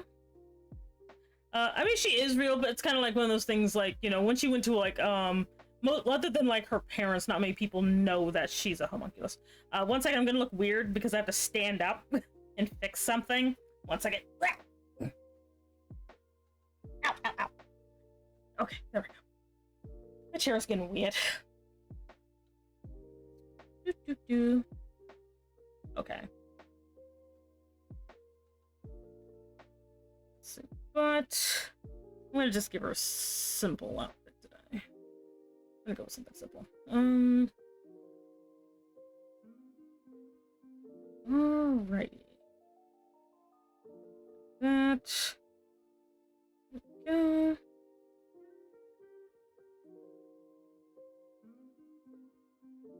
Okay. Oh yeah. Anyway, the war cry is the only thing that will scare me awake. The what? There we go. There we go. But yeah, but she's very much proficient in magic. Fun fact: when she got isekai'd, like she knew very basic magic just solely because, you know, her dad couldn't teach her everything before she got freaking banished. But like, but she herself actually like learned more high magic because she has the capability for it. She did learn more about it later when she got isekai'd, so that was fun. Oh, it's a monster. The monster, I see. The Diabolish. The Diablask. Diablos. Let's see. Yeah. There we go. So we're gonna give you the, like, a very simple, it's a very simple dress. Oh no, her dad went out to buy milk and cigarettes. No, like her dad got smited by her mom, and her mom banished her to another dimension for existing. So there's that happened. Terrifying for no damn reason. I see. Okay, let me. Okay, I have to remember what I wanted her. I'm gonna probably give her the basic outfit I usually give her. There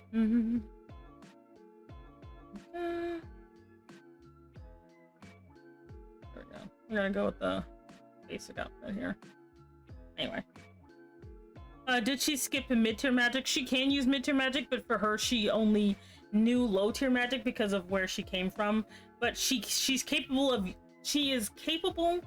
of using, because of, like, again, because of her origin, she is capable of actually using reality warping magic, or basically magic so strong it warps reality in some way. She just never really had a reason to, like, nobody like would teach her that, but she did do it by accident. Also, are you drawing her hair down? Yeah, I'm gonna draw her hair down. But basically, one thing Stella does do at some point, because she gets so angry that she accidentally creates a haunted forest. So because she was just so freaking mad. She normally isn't, in order to do that, it kind of requires her to channel things really, really deeply. But she does create it, like, she literally just warps a part of the freaking landscape, which got her in trouble, obviously. You know, sometimes it be like that, you know? Something. Okay, so we're gonna go that.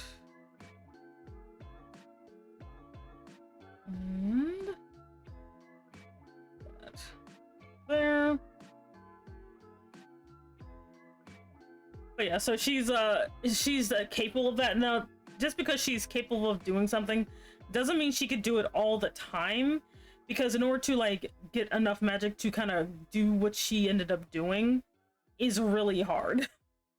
Like that's kind of the thing, is that it's very hard to do that type of magic, because the stronger the magic, the more not only the more energy does it like cost, but it's kind of like the more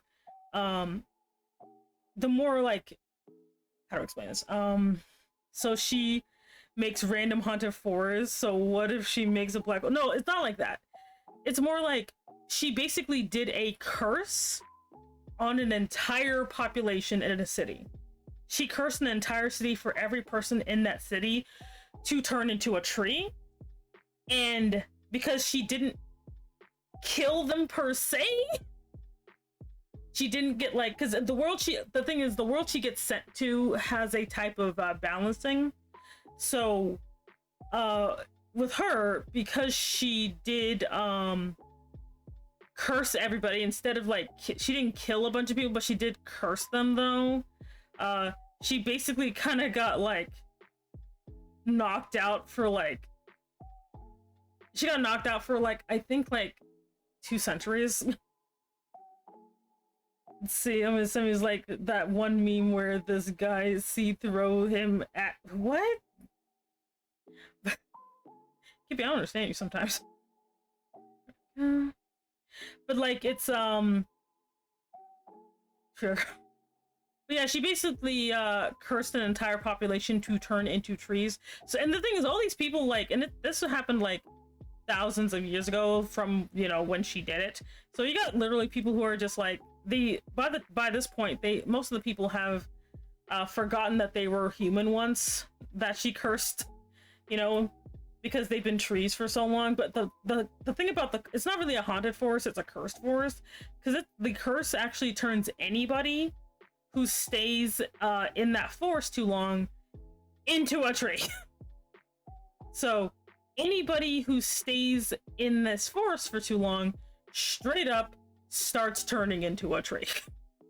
So it's still happening. It's still happening. Like people will turn into trees and shit, you know?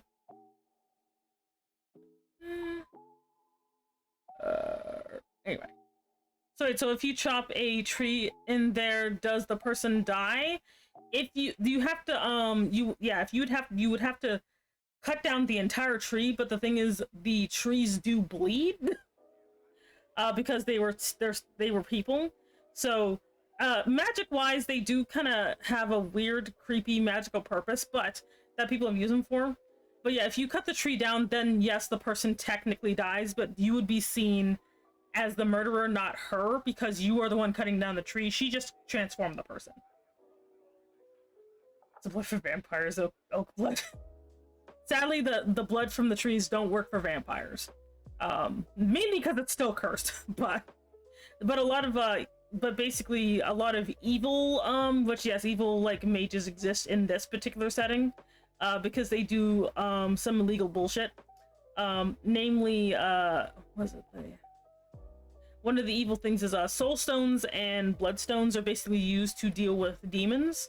And so usually those are actually illegal to make and to find, but a good workaround is actually getting them from this forest. However, it's dangerous because, again, if you stay in the forest for too long, you will turn into a tree.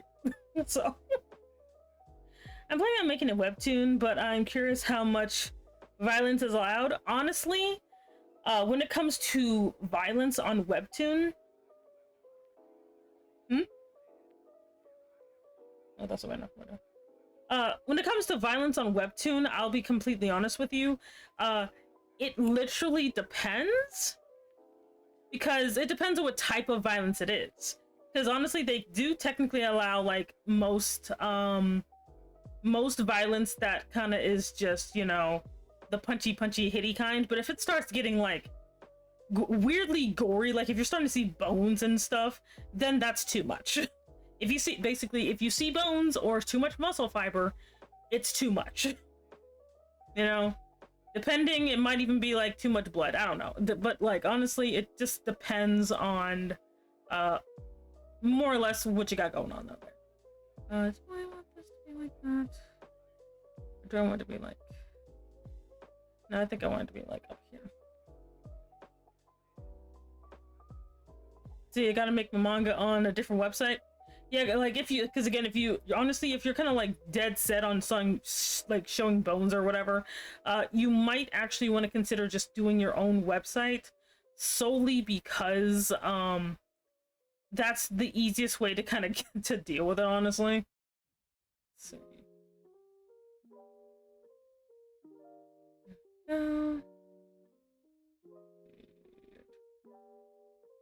Anyway.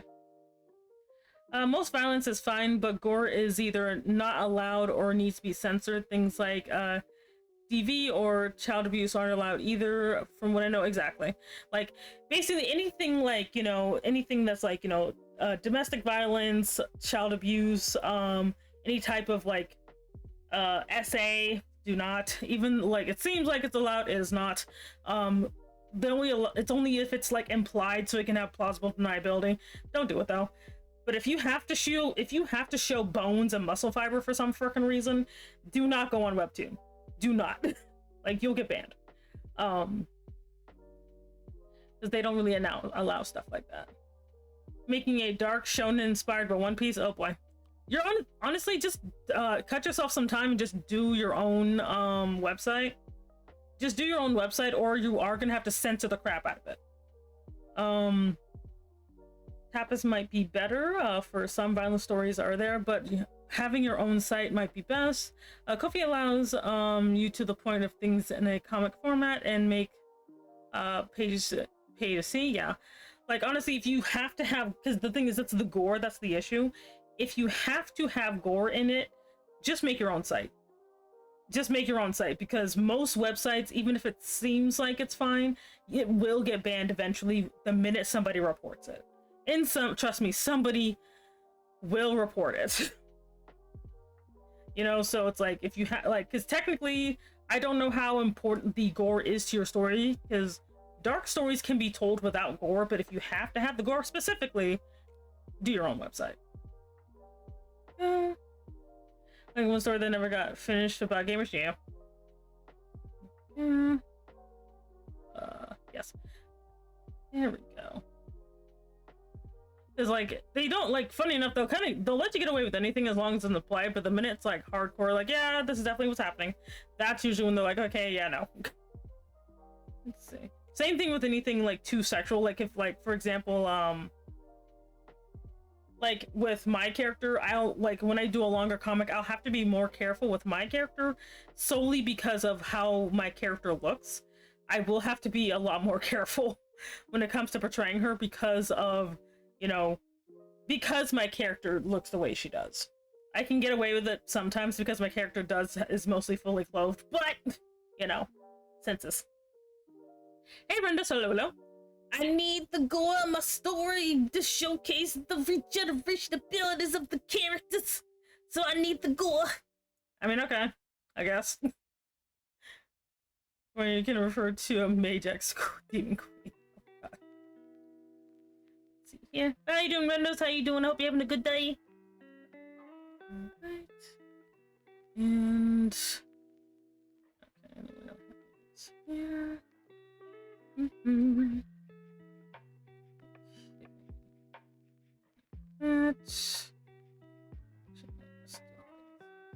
Yes, it's good. Okay.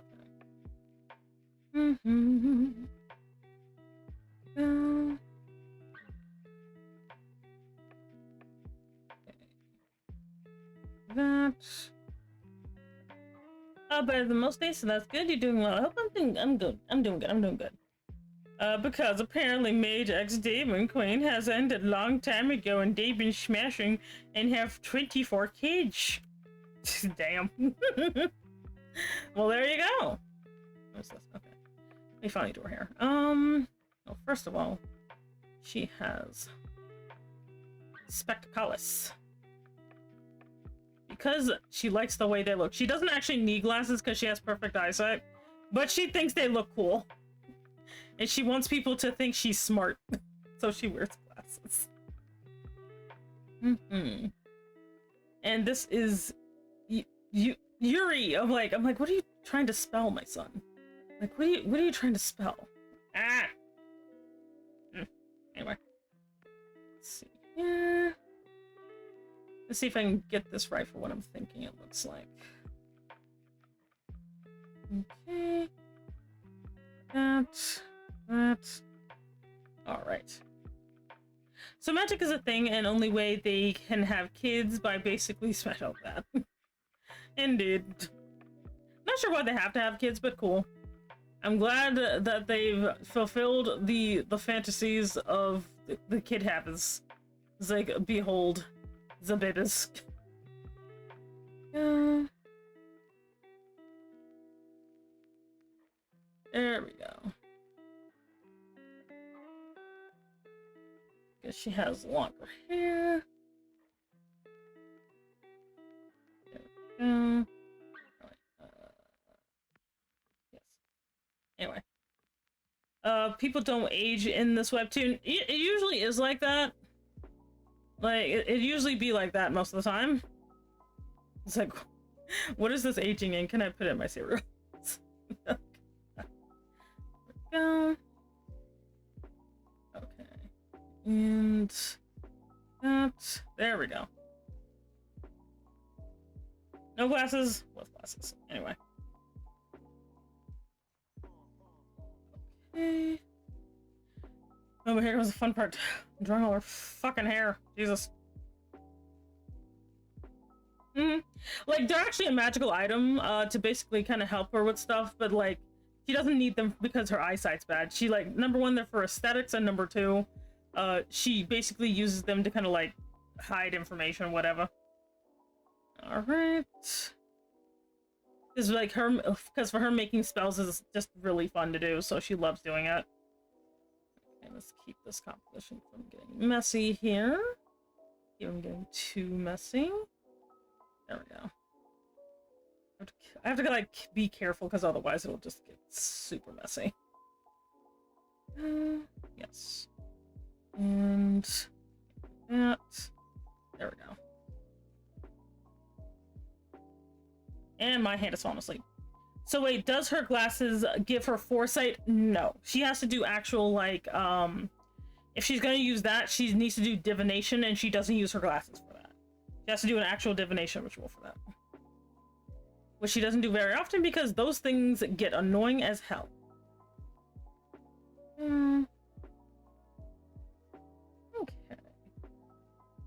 And back down to here.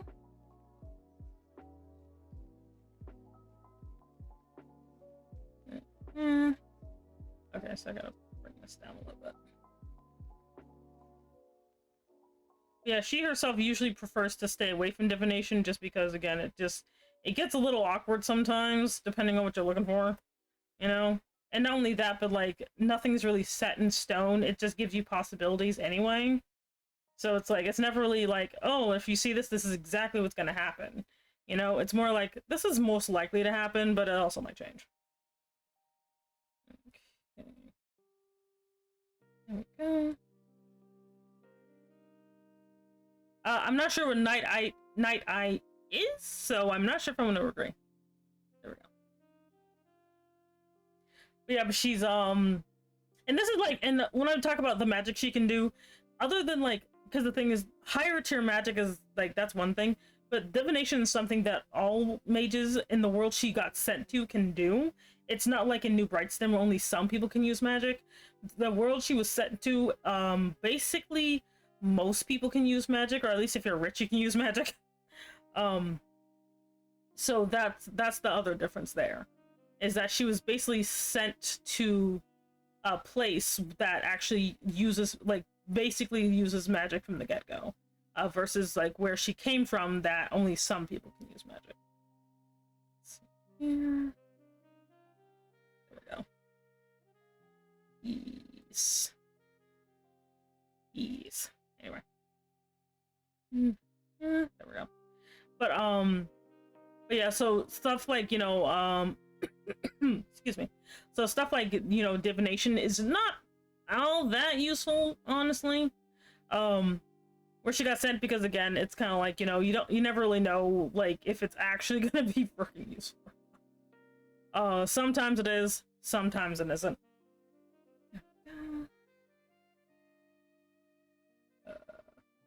Like the other, and another big it sees from blah, blah, blah. You can see the future basically, and regrets some of it. Some once he's oh, okay. That's a weird hero, but all right. Let's see. Like this, I'm gonna move the sphere back here so it's out of here.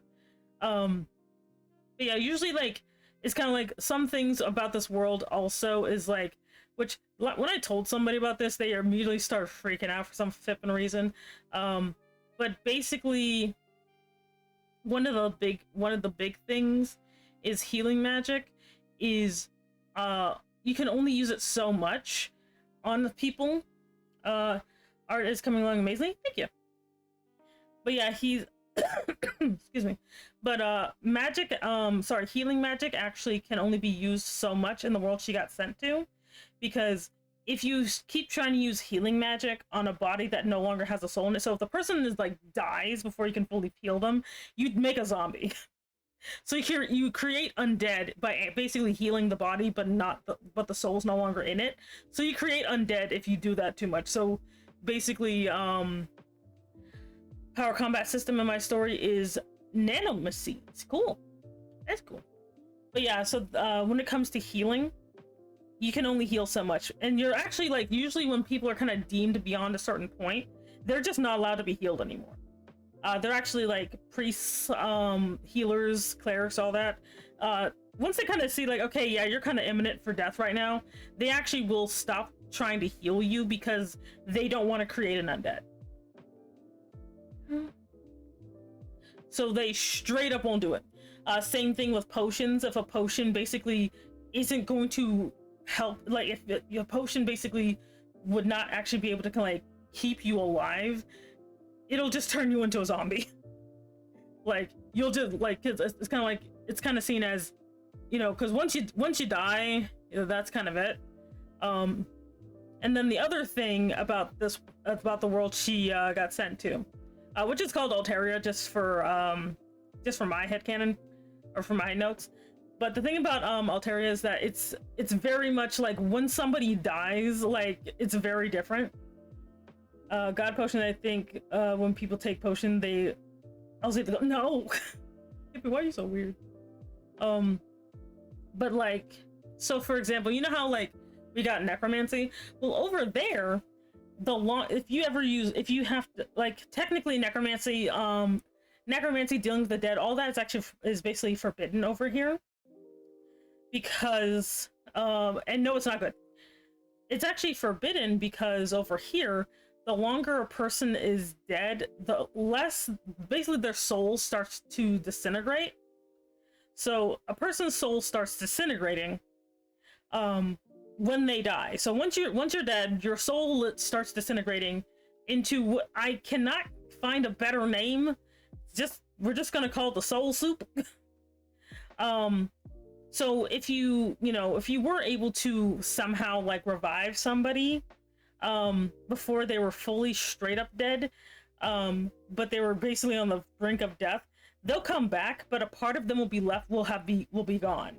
Whether it be like some of their memories or some of their personality, some of it starts dissolving when you die. So if you were to do the D&D bring someone back to life bullshit, they won't be fully the same person anymore. Primordial soup, just like Grandma used to make. But yeah, for me, I like the idea of there kind of being a cap on magic, because I don't like the whimsical look. I just no consequences, and I'm like, no, stop, no, don't do that. If you stop eating glass, but for me, I like the limitation, because to me, the limitation is what makes it interesting. Because if you don't have limitations, things get really muddy really quickly, in my opinion. But like, for me, I like there being like a nice limit there, so that way I could be like, okay, yeah, no. That's too much. You know, like her transforming everybody into a forest is that had consequences. She was in a coma for 200 years to kind of make up for her doing that. You know? Yeah, there goes my eye. Ew. Gross. You know, like there's a price to pay for all of that. You know? There we go. Yeah, there's risks to everything, because for me, if you're gonna have a purely magical world, stuff like that has to be, and this is my personal opinion for my personal setting, but things like that have to be in place for the world not to just spin into chaos, you know? Like, no. Who? I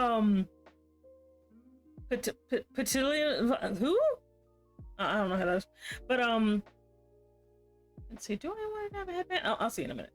But, like, but that's kind of like my thing where I'm like, you know, again, my opinion, but I feel like stuff like that is kind of needed so the world just doesn't spin off into chaos, because to me, I'm just like, if you have everyone just going willy-nilly random powers all the time, it makes it very hard to have, what do you call, narrative stakes. Right shoulder? 1 second. Fuck, which one's my right shoulder? Shadow, which right do you mean? I'm spatially dyslexic.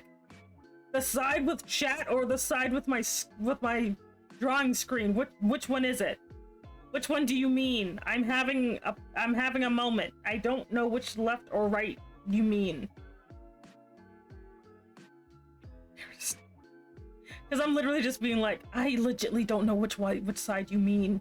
I hate when people do that to me, when they're like, left side, right? I'm like, I don't know what side that is.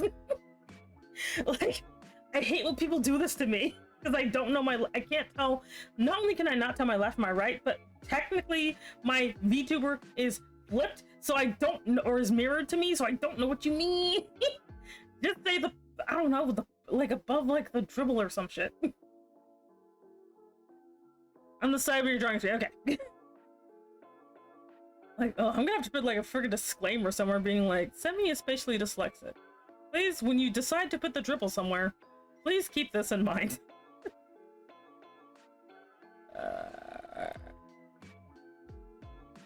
Because every flippin' time, like, when, like, Dio be doing that stuff to me, where it's just like, yeah, can you, like, put it over there? I'm like, what do you mean over there? What do you mean?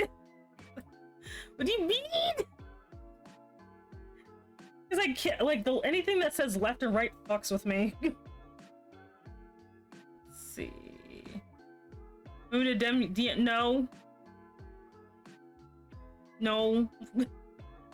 Ah, there goes my eyeball. Ew.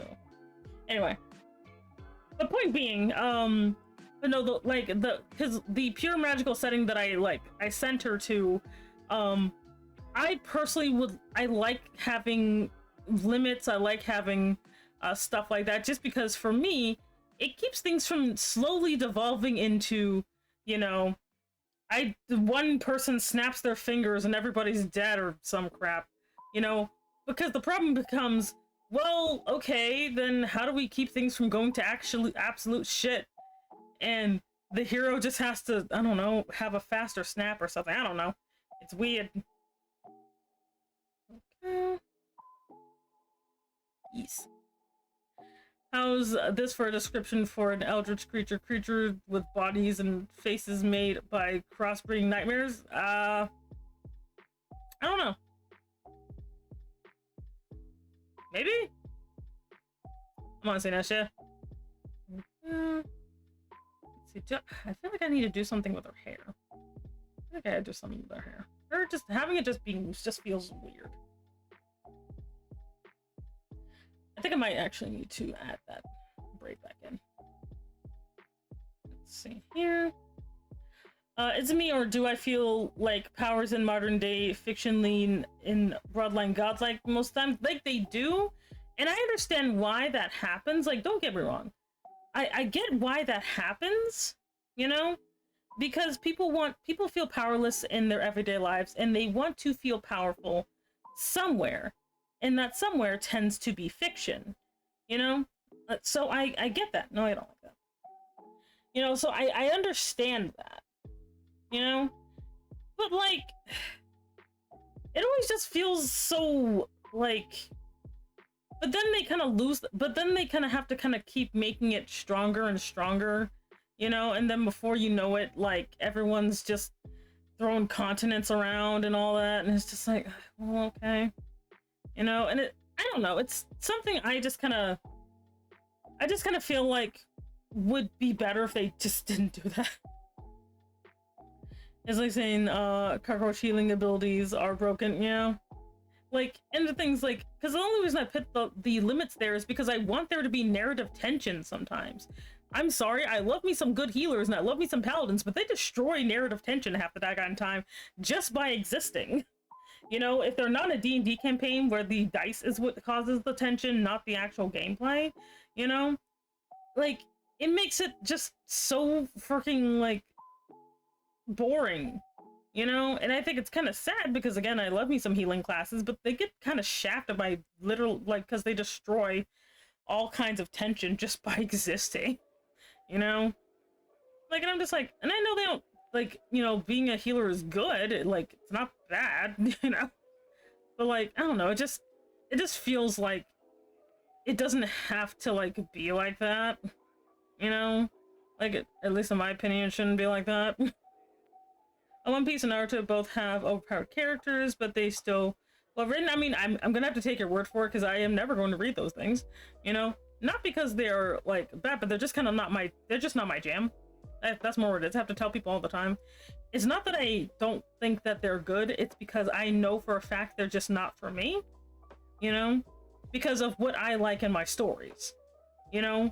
What I like in my stories is not even specific or anything, it's just I know that, like, for me, I like,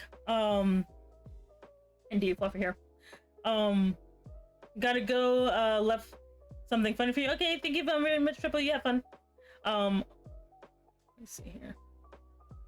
But, like, for me, it's more like, you know, I like, you know, emotional development. I like, you know, taking time to kind of deal with everybody's, like, feelings on the matter. You know, that's what I like. I don't really like, you know, the just being like, well, how is the character going to grow in power today? You know, I personally am not a fan of that. I can understand the appeal. Don't get me wrong. I understand the appeal. Just, it doesn't really appeal to me. You know, okay. Yeah, I like that way better. I like that way better. Excuse me. They have emotional development. I'm sure they do. I'm sure they do. But no. Just no. Like, it's, again, they're not bad, just not my cup of tea. You know, like, I've heard that, like, you know, yes, they do have, like, emotional moments and emotional story beats and all that. I heard about all that, you know, and that's fine. That's great. Still not gonna watch it. Those two shows were the only media that made me cry. Oh. Okay. I mean, that's good. That's good. That's good. That's us. Like, it's good to watch a show, to be able to watch a show that moves you emotionally. That's actually really good. You know?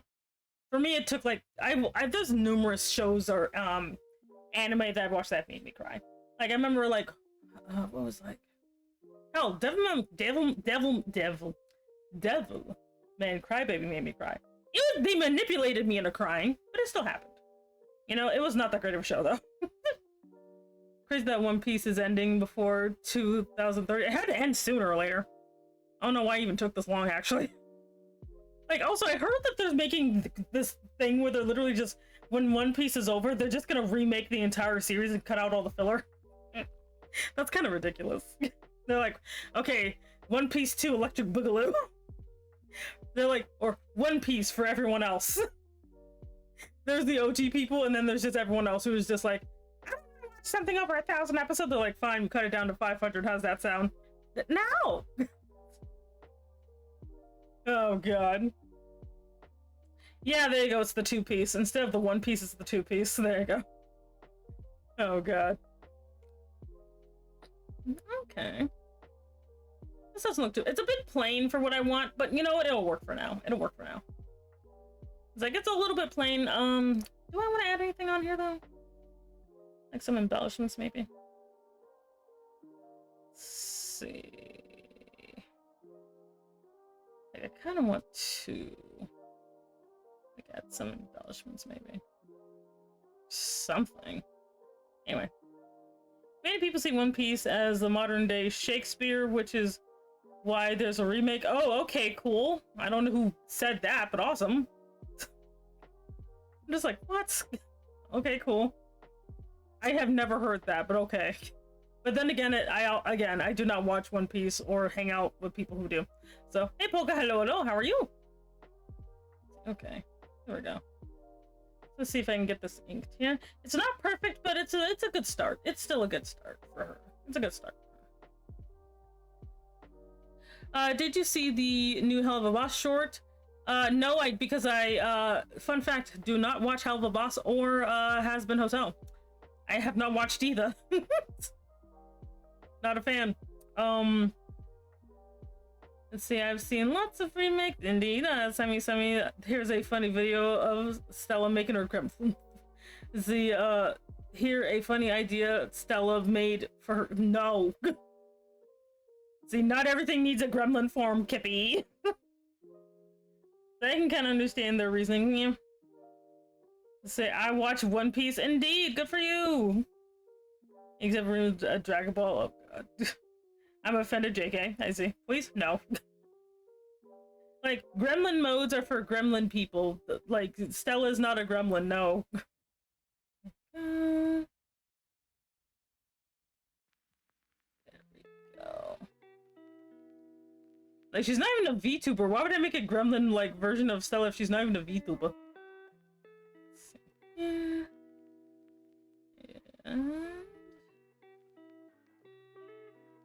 Go. I'm gonna have to shape this a little bit. There we go. Alright, what do you need motivation? What would you like motivation for? Oh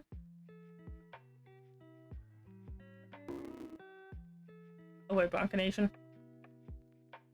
Is Semi good with kids? Believe it or not, I actually am. It's just I'm a troll to all of you. I'm actually fine with kids. Let's see here. Right. I want to be motivated for a D&D interview? Like Dungeons and Dragons interview? Is that what you mean? Do you mean a Dungeons and Dragons interview? Because that's what that sounds like. How old are you? Older than your mom. Yeah, okay. Well, let's go. 1 second.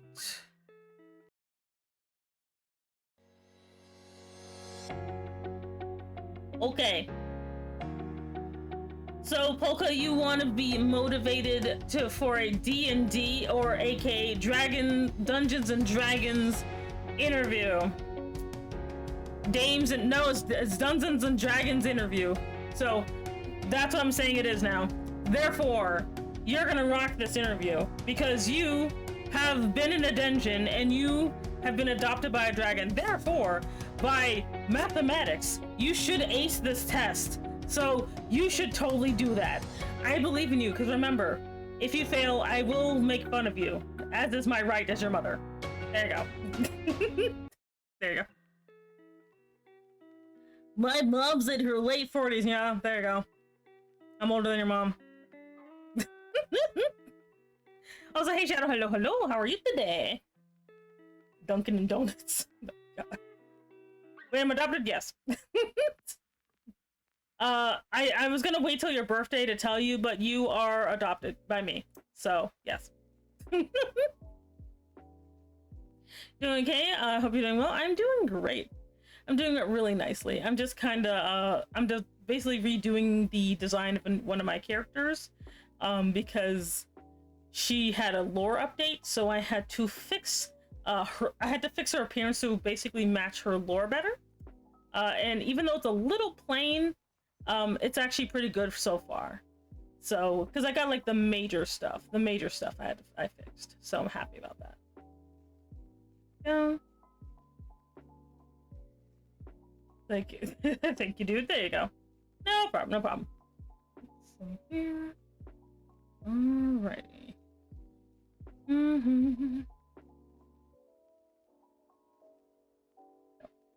But yeah, but I was also talking about the world that she got banished to by her mom, who basically banished her from New Brightston into a more magical world so that she could stop being used by cults to summon some weird elder god from the beyond.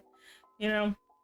Well, I have an idea. I can make 2 versions of my story, the original version, then the webtoon censorship. What you can do, what a lot of people tend to do, is they do the censorship version first, and then basically advertise the more full chapters on like Patreon or something. That's a viable thing to do, so that way you can still get the audience, but you don't end up having a problem with a split audience. That's the 3rd time you read my message in a weird voice. Oh, I do that. I do that a lot. If you do not like it, that's fine. But I will just stop reading your comments. I've already done that to somebody already. Because he didn't like me saying his comments in a weird voice. And I'm just like, okay, then I just won't read your comments out loud. There you go. Like, because I do weird voices. It's fun. But I will continue doing it. But anyways. But yeah, but honestly, if you that would be a better way to go about it, is to just have the basically have the censored versions be the main ones on Webtoon, and then just put the chapters that have the more graphic content on basically make it so just those chapters alone can be accessed, so that way people don't have to, like, you know, go through the entire thing if they just want to see the more gory bits, you know. You can always just do it. That's actually a really good way to do it, so that way you don't necessarily have to overwork yourself. So you could just have the censored version, but also just take the more graphic parts and just put them on Patreon or something like that.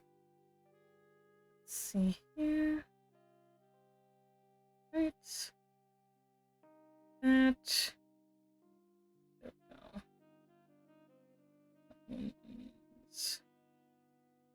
Like that. Oh, okay. I feel like censoring stuff would be too hard. It depends, because again, well, basically think of it this way. Is the censoring worth all of your work being thrown away anyway? That's the thing. If you need it to be uncensored, also understand that you will, number one, scare away a broader audience. Not to say that you have to appeal to everyone, I'm not saying that, but there are a lot of people who will still like your story for the darker elements, but the gore is honestly most of the time not needed to show how dark a story is. Even if it's to show your characters regenerating, it's for your average fan, unless they're into gore, they're not really going to like your story because it'll be distracting. That's the thing. Now, if you yourself just happen to be one of those people who just really like the gore, then you need to actually appeal to people who like gore, which are not going to be on Webtoon. Like, that's the thing. The people on Webtoon are general people, you know? And again, it's not to say to judge you or anything, because I do know some people who are like, you know, I want a specific type of content, or I want to show a specific type of content, and that content is just not something that meshes with Webtoon. And as a result, all you're gonna do is be frustrated when Webtoon basically deletes your freaking comic every other week because someone, and you'll, not only that, but you're also gonna have trigger warnings everywhere. You know, that's the other thing. I don't know if you're aware of it, but if you're gonna have a lot of that type of content, you're gonna have to basically have trigger warnings all over the place. You know, like there's no ifs or ands or buts about it. You have to have trigger warnings when you do stuff like that. You know, so people can understand. So some people may even skip those chapters altogether if they know that you have that type of content, you know? And again, this is just general advice, you know, take it or leave it. You don't have to do anything I say, you know? But like, as someone who consumes webtoons or webtoons, studies webtoons, and has a not successful at all webtoon, that's basically how it works. So you kind of have to think of the trade-off there. If it's something that's integral to your story, that's fine. But also understand that it's going to be a detriment as well. See? There we go. Thank you very much for the hydrate.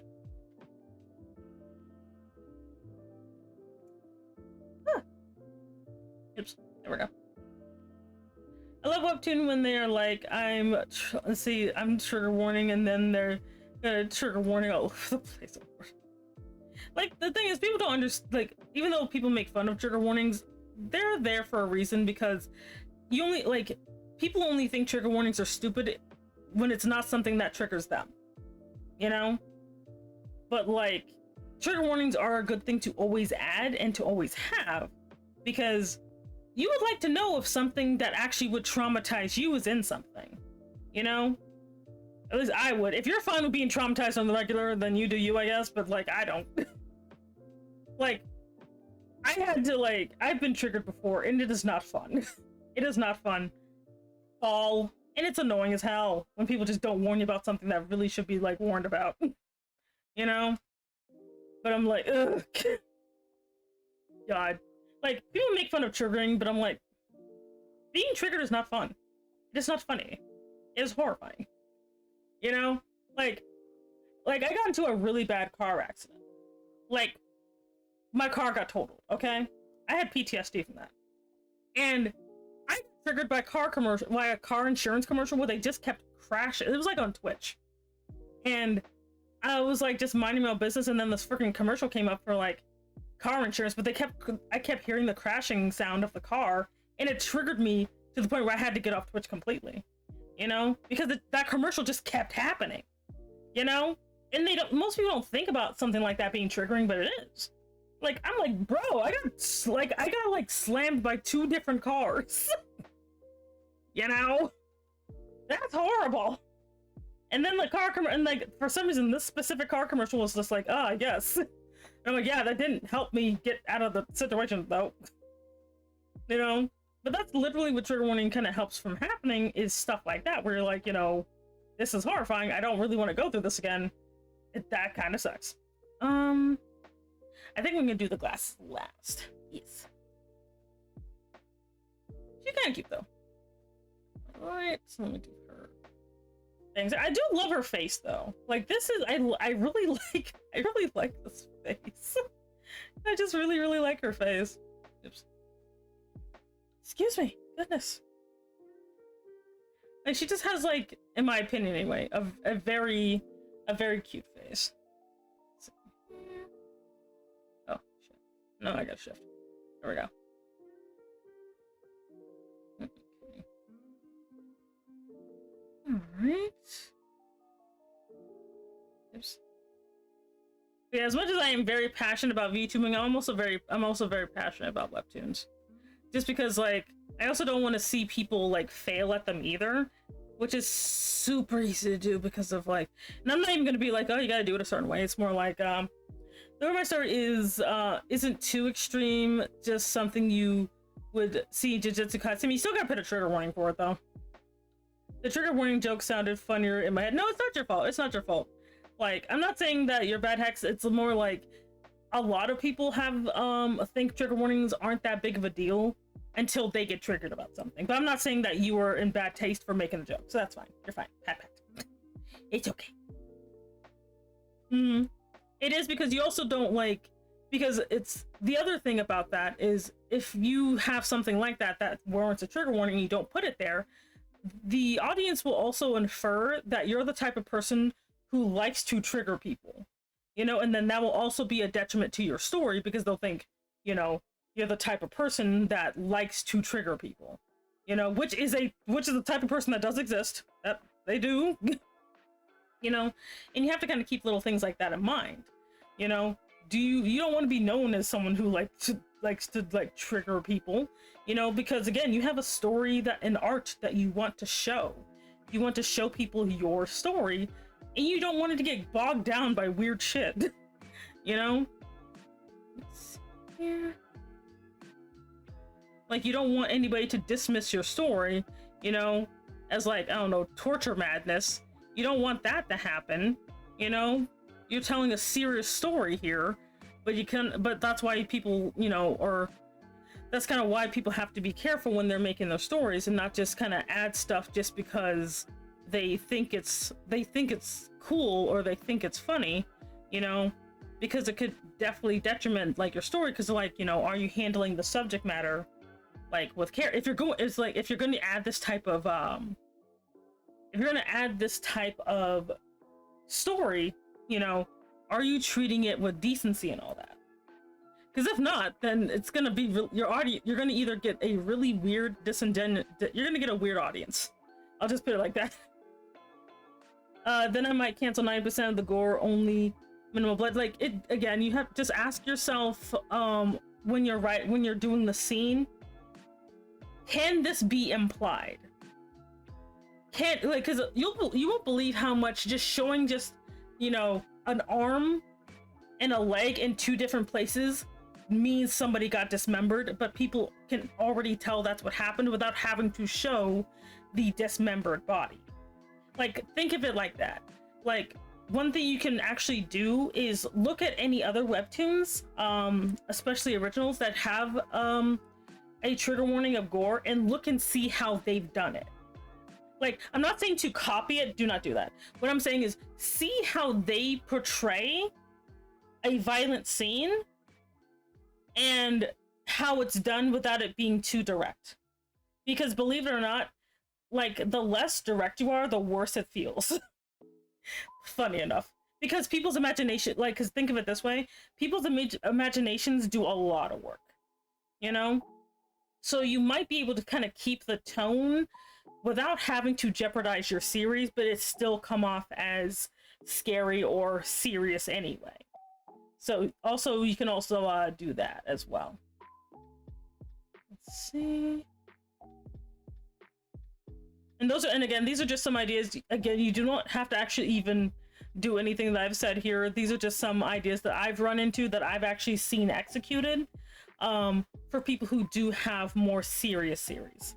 Because I know, like, you know, not everybody likes to do the soft slice of life crap that I do. You know, but I also don't want your work to basically be deleted because, again, basically the people who couldn't handle it ended up being the ones seeing it. Okay. Alright.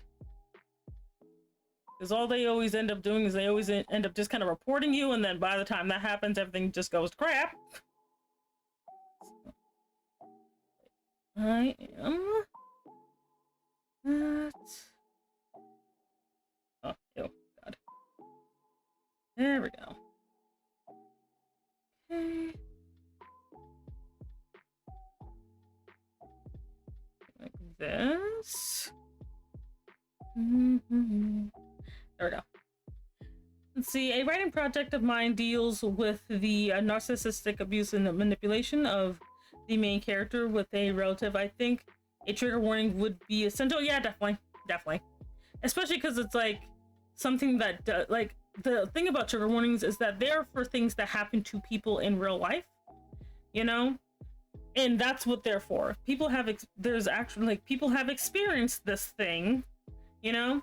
Therefore, that's kind of why it's important to have them, is because people who've experienced the thing you're talking about will be warned about it, and they won't cause them to basically experience that pain again, especially if it's something that is very unintentional. Let's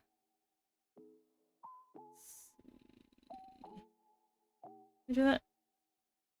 Oh, Elliot, we're talking about serious things. But anyway. But yeah, but that's basically, like, you know, kind of the easiest way to treat it. You know, like, that's why, like, you don't have to do, like, you know, trigger warning for, like, gummy bears or something. You know? Because, yes, gummy bears happen in real life, but unless, like, but even if, like, you know, someone choked on one or something, it's not the same thing. You know? But that's kind of, like, the easiest way that I've kind of, because I've actually had to explain why trigger warnings are essential to somebody before, because they just did not understand, which, understandable if you yourself don't actually suffer from anything, it's very easy to kind of discard it, so I had to actually explain why they're important. It was such a fun conversation. It's like it's not my job, and yet here I am. And there we go. Okay, so now I just have to... Yes. There we go. Yeah, if you ever want to make a more serious story, always just keep that sort of thing in mind. Just so, again, you don't end up having to, like, deal with, that way you just don't have to deal with things unnecessarily, you know? It's like, that's also super annoying. Like, especially if you didn't even, if you were to, like, you know you're trying to portray it seriously, but, like, it doesn't translate. You know, that goes back. Alright. And then, okay, so now I gotta draw the rest of her. Alright. Oh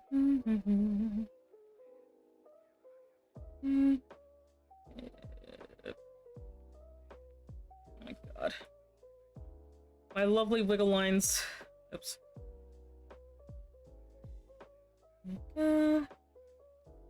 That. And like that. Yes. Anyway. Also based on my experiences very directly, yeah, pretty much. Like, it's that way you just kind of save yourself a lot of trouble, you know, because like honestly doing a trigger warning really doesn't is not that big of a deal. Like, I'm actually, like, funny enough, for not this version of Catboy Cafe but an older version of it, I had to put a trigger warning in there. I had to put a trigger warning because one of the boys, because they're still cats, one of the boys basically kills a bird and brings it to Ellie because, you know, cats be bringing people dead shit, you know, and had to put a trigger warning for it because no one asked me to, but I'm like, okay, there's like a straight up bird here, this straight up dead bird, we should probably do a trigger warning for this. You know, like, but it's like that, but even I had to do a trigger warning because there's like a freaking dead bird. Like, I gotta pay attention to stuff like that, you know.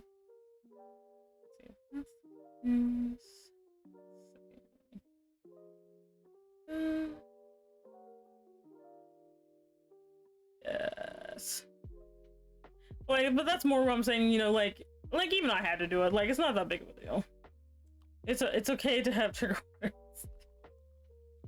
So that way you just don't end up like kind of, because again, like, because the thing is, like, a lot of time, and not only that, but the other good thing about having a trigger warning is that it helps the person like mentally fortify themselves. So even if they would be triggered otherwise, it lets them know, like, oh, this is gonna happen, well, let me mentally prepare, and then I'll still be able to enjoy your work, you know. Like, that's the other reason it's good to have them, just because it helps people kind of prepare for stuff, you know. And it might not even be as bad as all that, but it's better to be safe than sorry, you know. So, and oh my god, I hate inking so much. Like, it's just like the worst part of my day. I just hate inking. Why is it like this? There we go. Alright. Oh, that reminds me, I do have to get back into like reading more webtoons though, because there's like this one webtoon called, I think, like Captain Pigeon or something. That thing was funny as shit. Like, it was so fucking funny. Like, I gotta like read that thing, because it's like, and it's not an original or anything, it's just a regular like canvas.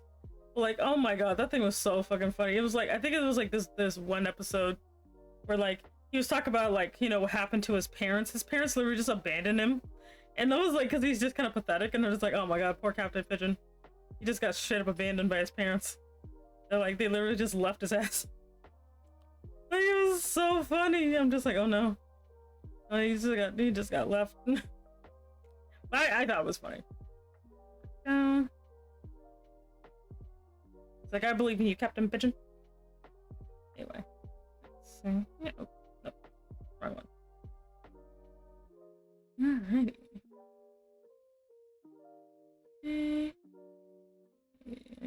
This. Okay.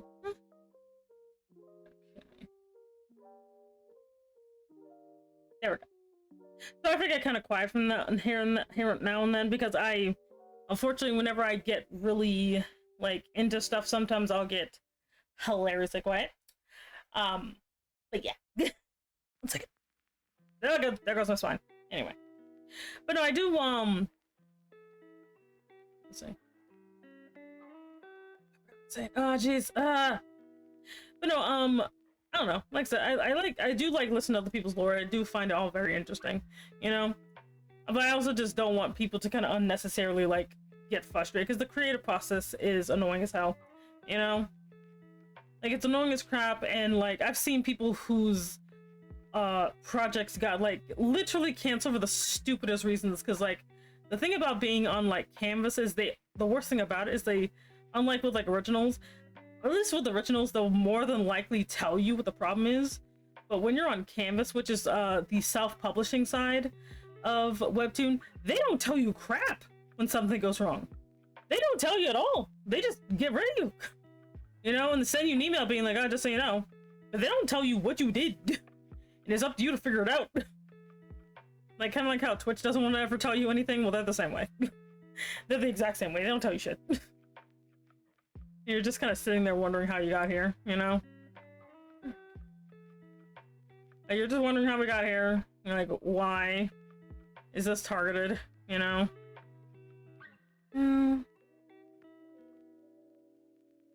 Alright, don't forget that. Okay, wait. Let me stretch a little bit. Oh, okay. Alright. Back in here. Let's see. Alrighty. At the end of the day, I do still like me some webtoons though. Like, they're fun. Like, I like reading them, I like making them. I've like, when I went back to making my comic, I forgot how much fun it is to make it, you know? Like, I have to like make some new backgrounds actually. But I forgot how much fun I had, like, just literally just making it. Because it's been about 2 years since I last did anything. So it's been a while. Oh yes, Hattie, what do you want to know about the lore? What do you want to know about the lore? Let's see. Yeah. Or whatever lore you want to, like, whatever lore you want to know about. Let's see. Let me use this.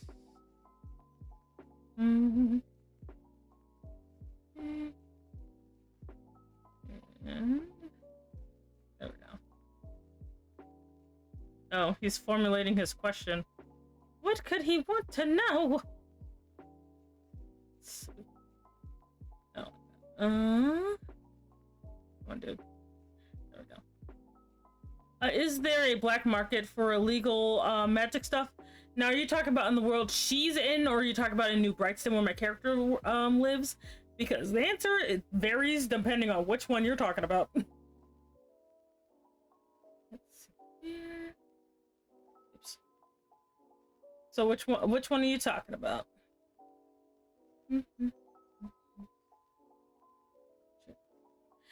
For New Brightston, there not necessarily, no.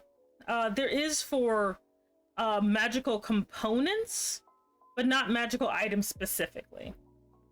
There is an illegal drug trade of hilarity. But for specifically illegal magical items, no. But components, yes. Let's see here. Alrighty.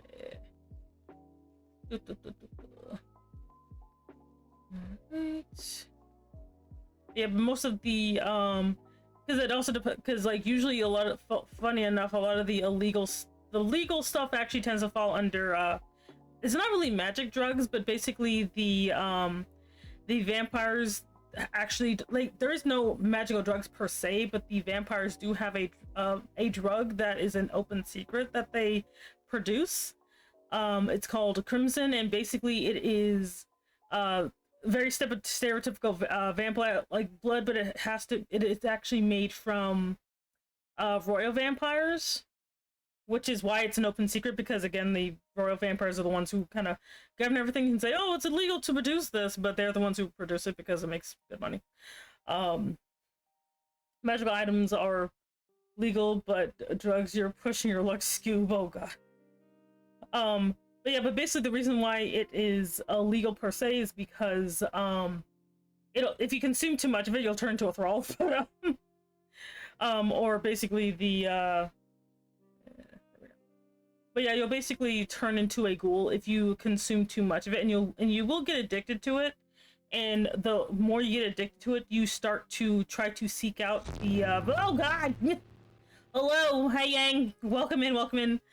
For those who don't know, my name is Semi Enigma. I'm an Ultra Dragon Mom Boss. Thank you so much for joining me today. Yang, what were you doing? Hello. Let's see here. One second. Let me shout you out. Oh, I can't spell shout out. Oh god. You're yangry? What happened? What happened? Why were you yangry? And see, the more you're addicted, the more you try to seek out. Oh god!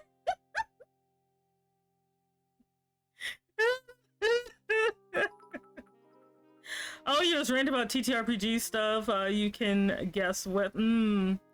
And then I went on a rant of why cooking dragon logistically and culinarily stupid. That makes sense. Also, thank you very much, Nakamoto76, for joining the organization. It was a whole thing. Damn. But no, the praise dungeon meshy. Oh god. But no, I was talking about the me vampires and how they have this hilarious drug situation. Like, there's like your standard drugs, but then the drug that they specifically produce is called Crimson, and Crimson is made from royal vampires. It can be made from the undead vampires, but they're just nowhere near as good. Long story short, so many games or anime make it, oh, the meat is marbled, but forget lizards don't usually get fat and meat is usually tough and hard to stew. To be fair, Yang, people are dumb. They just see, they just don't, like, because a lot of people don't understand lizards anyway, so yeah. Like they just assume it's in there because lizards quote-unquote look fat, but they're not. Or they just assume they're kind of like alligators, which aren't. I think that's more like, I think they just keep equating lizard, like dragons to alligators. I think that's kind of what happens. People forget big predatory animal, musky meat. Case in point, bear meat. Oh lord, they saw a dragon maid and like they're cooking a tasty tail. But they don't look like alligators. I go back to my main point. People are dumb. That will always be my main point. People are dumb. See, if you want to make a swamp dragon alligator, sure. Oh god, I'm gonna put food in the oven. Okay, have fun. Oh my god. Oh, it's happening again. It's happening again. Anyway. Ow, ow, ow. Oof. But no, I get you, Yang. I definitely get you. Like, I don't know. Like, how are black dragons from D&D alligatory? Because they live in swamps. People just don't think that far. I think it's because, like, a dragon is a composite animal or composite creature. They just assume there's something fatty in there. Oh, my hydrate. I was about to hit myself with a spray bottle. Damn. So, Mob Boss, Eldritch Dragon, I would love a history on that. I do have lore, apparently. Let's see, the closest thing we have to dragons is Iroh's the Komodo. Yeah. But yeah, I think that's kind of what it is. It's like, because dragons are a composite creature, they just assume something fatty is in there. Kind of like unicorns, you know? They don't exist, but you know, you can kind of imagine unicorn meat. Like, it's probably full of glitter or some shit. Like, I go, unicorn meat. Terrible. It's like reptilian, bad but bigger. Exactly, there you go. Okay. I'm gonna get the scary part. Don't forget to sing. Anyway, what was I talking? Oh yeah, let's talk about like drugs. Anyway, fake drugs in Minecraft. Anyway, But for sure unicorns are holy or something, so I bet they taste awful because God hates you. I love vampires. I know a thing or two about geese. But yeah, the basically when they're if you're going to make crimson, if you want it to be like the best kind, it's best to get it from a royal vampire, because it's potent and doesn't have any weird grody effects with it. But the more you consume of crimson, the more you are likely to so I can cut off your tail and smoke it? No. Anyway. But basically, because crimson is made of the blood of vampires, and vampire blood is addicted because it makes you want to become the seventh. So if you consume a lot of it, you're gonna just start gravitating towards the most powerful vampire that made the drug, which is usually most kings and queens don't make this. Usually princes and princesses do. So you'll basically just eventually go to them because you're addicted to their weird like red crack, you know, and you'll just kind of be stuck as their mind slave. But yeah, it's an open secret. It's one of those things where it's like, oh no, this is illegal. Oh my god, you shouldn't be doing this. But the funny thing is, the only people that cannot be addicted to crimson are obviously royal vampires and half vampires. Undead vampires can become addicted to crimson, and it's really awkward. Because it has royal vampire blood in it. Anyway. You see, I like to think medieval people discovered dinosaur bones, and that's how they came up with dragons, probably, honestly. Drug Lord Vampire! Oh god. It is very fucked up, yep. I found Gotham's new villain, uh-oh. See, sounds, for the, like, it is a bit, I did take some information from the Masquerade, not everything, so I don't have the weird vampire clans or any of that. But I did feel like the whole vampire blood having an addictive effect, very interesting. So, I did basically decide to take that. I didn't take everything because some of the stuff gets kind of weird in that book. But I did take a lot of stuff, so like the whole ghouls thing and all that. But yeah, so I basically made that like crimson is something that most humans will get instantly addicted to. And the more you can, they usually put it in a pill form, since having concentrated royal vampire blood is just not a good idea. Because that stuff will just kind of rot your brain after a while. Oh Jesus. Hello there, Yuki Bloodborne Gaming. That's a really good. Hello, welcome in. It is I. How are you? How are you doing today? Welcome in. Oh my god. But yeah, they usually combine it with like a powder to basically make it snortable. Hey there, Yuki. Hi. Let's see. It reminds me of that weird stuff they did in Vampire with Adventure Time. The color, not the blood, which does take on vampire blood. Oh, I see. There we go. The fun fact difference between regular undead vampire blood and royal vampire blood is royal vampire blood has gold flicks in it because of what they are. Undead vampires just have dead blood in their blood. They're just dead blood. So theirs is dark and grody.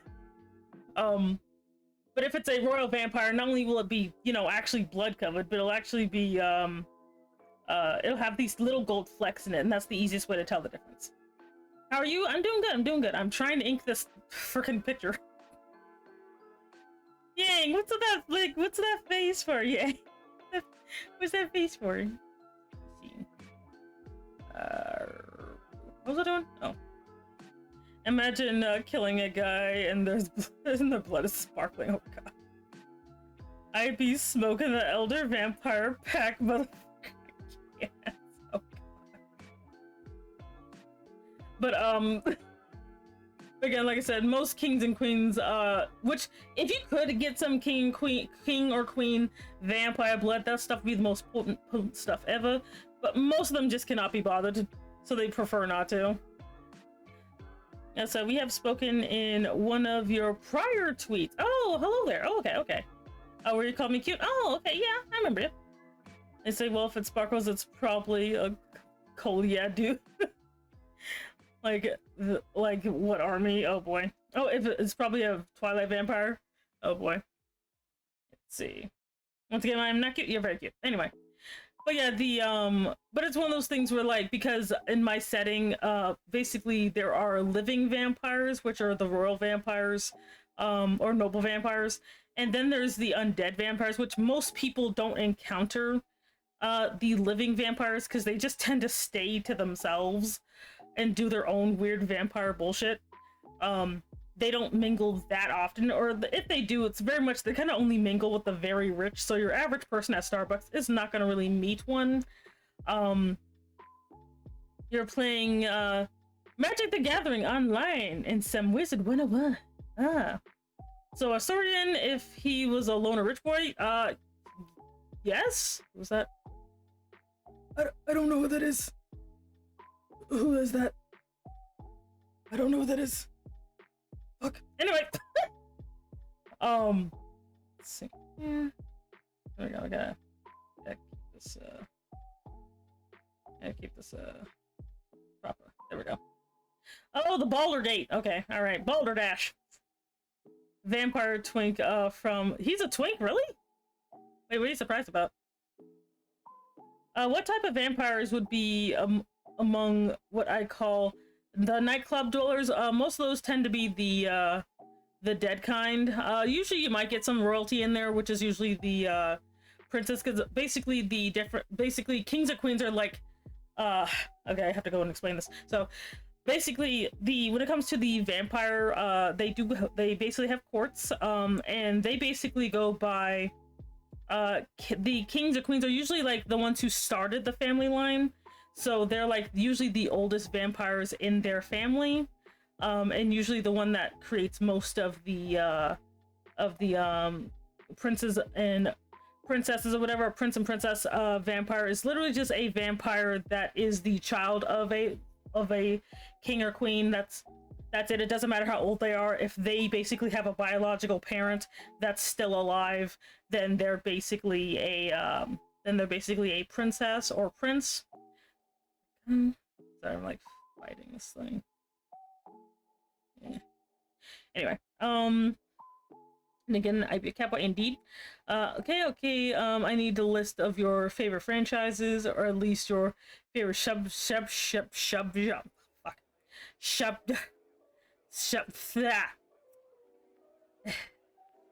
I can't talk anymore. Subgenres. I'm gonna fight her hair. Oh my god, ma'am. Anyway. Hierarchy is confusing with vampire lineages. Not really. Mine's actually pretty short. I need to know how I can communicate, so please. Okay. I also take it Dracula would be a vampire king, or a king vampire. If he was in my setting, yes, he would be considered a king if he was in my setting. All right.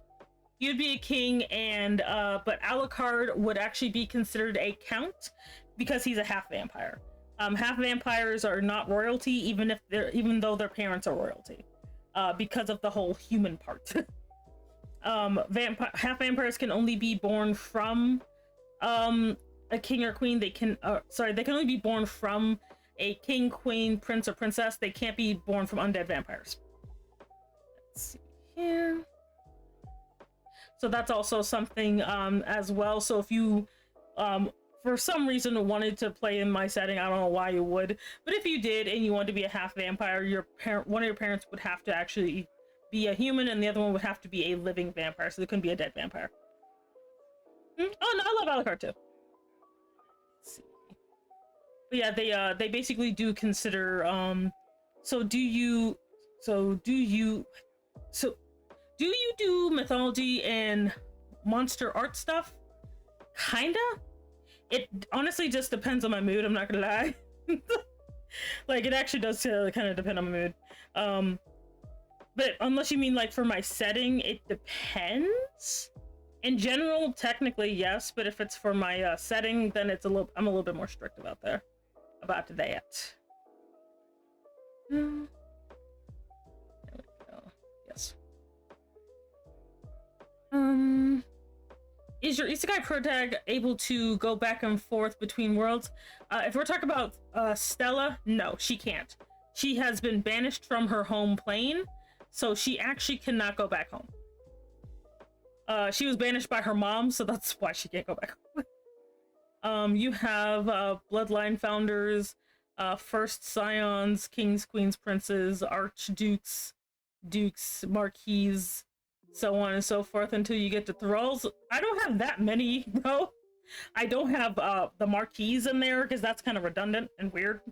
Like general streaming in now, because I wonder, I asked the question a lot, what's your favorite yokai then? It will always be the kitsune because they fascinate me. Let's see here. Oops. Oh shit. Come on, there we go. Oh no, I fucked up. Ow! But yeah, kitsune are always going to be my favorite, followed by oni, and then by, I believe the one I like after that is let's see, kitsune, oni, and what is my number 3? Ah, fuck my arm. Tengu. Nikamata, Tanuki, Kitsune, Oba, Kasa Obe, and Narakubi, and Umibuzu. Big mythology. Like, I'd have to get my notes because I do like a lot of them. I actually do have one of my fictional settings is based off of basically a world of yokai. It's one of the worlds that's connected to the general universe or whatever. So I do like them as well. It's just those are my favorite ones. Edo Japan, let's go. But yeah, it's actually a world that's it's mostly the animal-based yokai, but there's some other ones in there too. But a lot of them are, it's basically like, it's more like, because it's vaguely connected to Earth, but like it's complicated. Let's see here. Oh, it's gonna be cut off anyway. All right. But yeah, they are but it is basically, it's like its own thing, and it's super fun, and it just kind of allows me to just do all kinds of fun stuff with the yokai. Like, they have their own like clans and societies, you know, traditions, like all kinds of fun stuff. So it kind of allows me to do like a lot of cool stuff in there. Let's see. My favorite mythos would be, honestly, have to be Lady of Death. Oh my god, edgy. Santa Milena of the Uncultured. I'm uncultured because I don't know who that is. Is Inuyasha and Shishomaru there?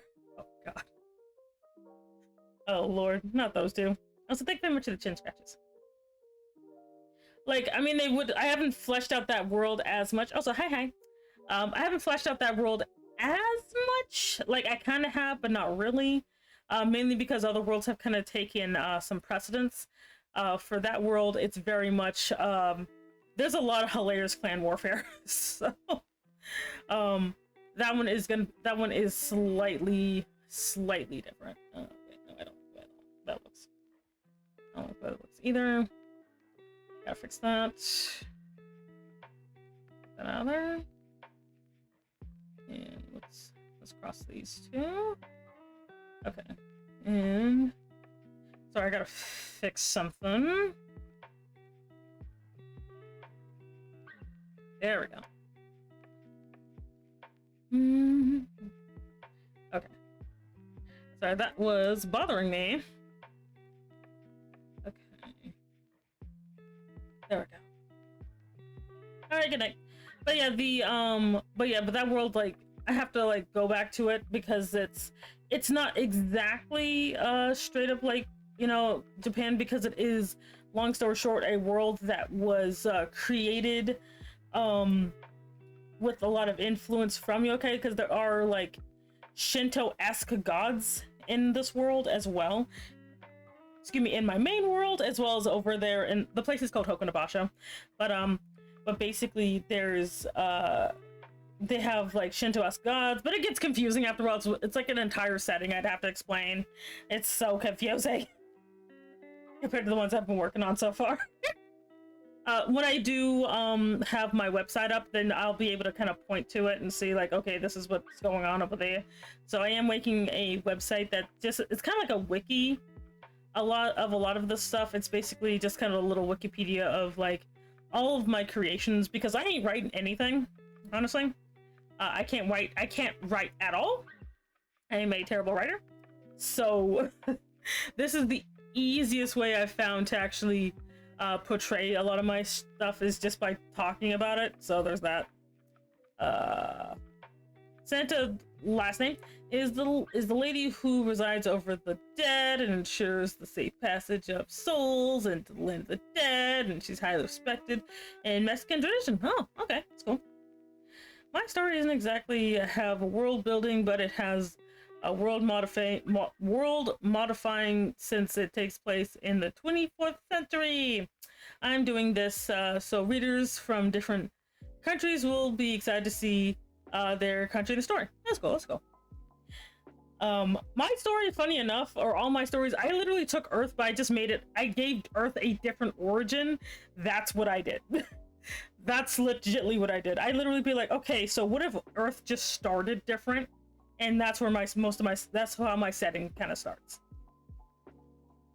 Okay, here's a thing about me. I'm a 90s, 80s classic anime guy, but I am bracing out of more modern anime like Spy Family, My Hero Academia nut, and the big crossover and silly headcanon guy. I love weird and obscure videos and often make references to stuff I know by habit. I'm sorry if this was it was too long. You're fine. Shopping tags. Hello, Angel. First 5. Hello. Let's see. All I know is she's the one lady you don't want to anger, because then you won't be allowed into the land of the dead. Instead, be cast into the realm of the forgotten. That sucks. Hey, Jericho. Hello. But yeah, the I'll figure out her later. And let me see how this looks somewhere. Okay. But no, it's I just honestly just really like world building. I just like world building to a ridiculous degree. That's kind of all my issue. Because I just like me some world building. I can't help it. I just did the wrong thing. Shit. Okay. No. Wait. I need this. You bastard. Okay. Where's this? I think okay. Let's see. I need to go right here. Right here. Okay. And this, you need to go right here. Right here. Right here. There we go. Yes. Anyway, but no, that's more my thing. I just really do like world building, like, to a ridiculous degree. So, like, some stuff I literally won't really have a story with it, but I do like the world building for it. Because I'm a dork. Let's see. Yeah. Like, because there'll be some stuff that have to be like, you know, I understand, like, it comes from, like, kind of like how with the whole thing with my vampires, like, there's some stuff that, yes, got, like, legitly stolen from Vampire the Masquerade, but some stuff wasn't, you know? Because some stuff, to me, didn't make sense, so I didn't use it. Get back here. There we go. Yes. Alright. But yeah, but that's more the way I put it, is that some stuff actually just didn't make any sense to me, so I didn't use it, but some stuff did make sense, so I used it. So that's usually the way I kind of have to put it. So some stuff sounds familiar, but it's like, but a lot of it I didn't use just because it just didn't really quite work out for what I needed. Alright. Because vampires having an addictive blood thing, like, that makes sense to me. But, like, I don't know. There's, like, some other stuff I saw that was just kind of weird to me that I'm just like, okay, no, I can't really use that. Me too, I like making character interactions that fit my world. I guess it's of universe building. Mm-hmm. Yeah, because, like, the multiverse that I have, it's obviously more worlds than that, but just to keep things good for my brain, it's basically, there's, like, 6 main worlds. But there are actually infinite worlds, obviously. But this keeps it so my brain doesn't explode. Let's see, we're gonna go about this big. Oops, no. I just need you. Let's see. I'll probably get to, when I finish inking this, I'll probably end after that, just because I'm also getting hungry. But then I'll probably finish this, like, off stream, probably. I'm actually getting a bit hungry. There we go. Let's see, it's called The Outerverse. Svelte. I think this is just a word I can't say. Svelte. It's like a multi-dimensional reality, but with every world from every franchise. I enjoy being books, movies, games, shows, all that. I have over 5,000, 6,000 characters in the Google Doc. Every world is connected by gateway portals. If you want to give you an example of what it's like, probably not today, or if you want to just, I don't know, just dump it in the, I have a Discord. You can just go into the Discord and dump everything in the lore writings. You can also just dump stuff there. Speaking of that, I'm not in there all the time, but I do have a Discord. I do tend to post most of my news as well as any sneak peeks of projects in there first before I put it anywhere else. So even if you aren't really active in there, at least you'll be able to see information and also see when I am doing stuff. It's a short example, don't worry. Okay, that's fine. Gotta finish this here. Yep, and I lost it. No! There we go. Got it back. But like, I don't know, like I said, I do like world building like a lot. It's like just one of my favorite things to do because it's fun and it just kind of gives me a chance to kind of expand my my creative muscles. That and, you know, fan fiction, but it's slightly different in fan fiction, you know.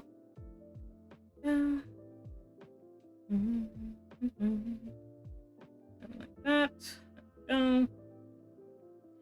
We're almost done. If my eye could stop itching, that would be great. Oh god. That, yes. Yes, okay. Alright. There's the other reason I was gonna say this, like, I might be ending soon, so that's why, even though if it's short, if I end up, like, ending beforehand, you can always just drop it in the thing. Alrighty. And let me just merge all this. Don't need that separated. Okay. And oh god, my back. Jeez. Okay. That. Oh no, that's way too hard. Ooh. There we go. Ooh. All right.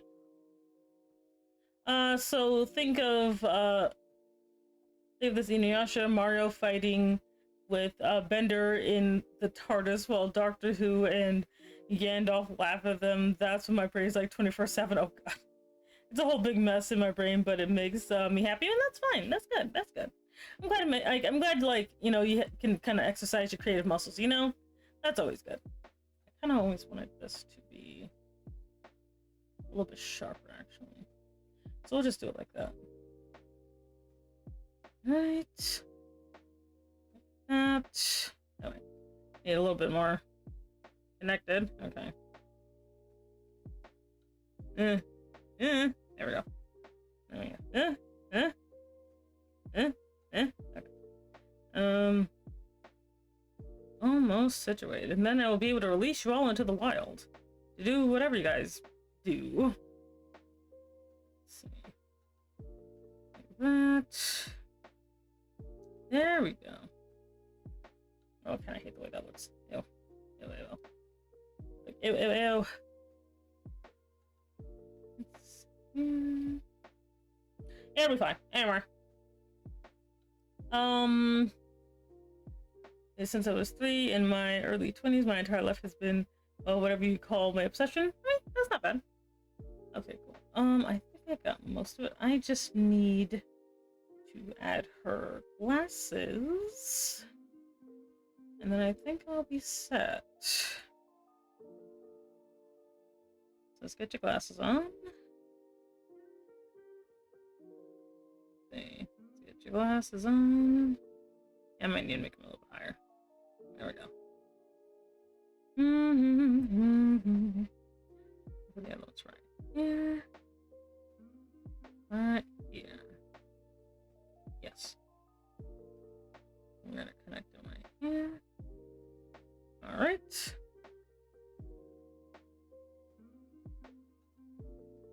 Without glasses, with glasses. Okay. Alrighty. Oh god. And that's basically it. Let me just do a quick one here.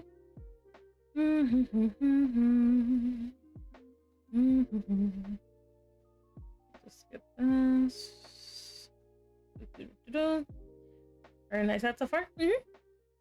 But yeah, I'm very glad that that I redid her, because she's like one of my like core like hilarious characters. So having it finally having her like not only having a more consistent like background, but also just being a more consistent character is gonna be nice. It's gonna be interesting writing her after this, because she's basically just one of my hilarious fanfic characters. So I have to like, so now I'm gonna actually like do something with her story wise, which is interesting. She's not just my default isekai protagonist anymore. It's like she has a soul now.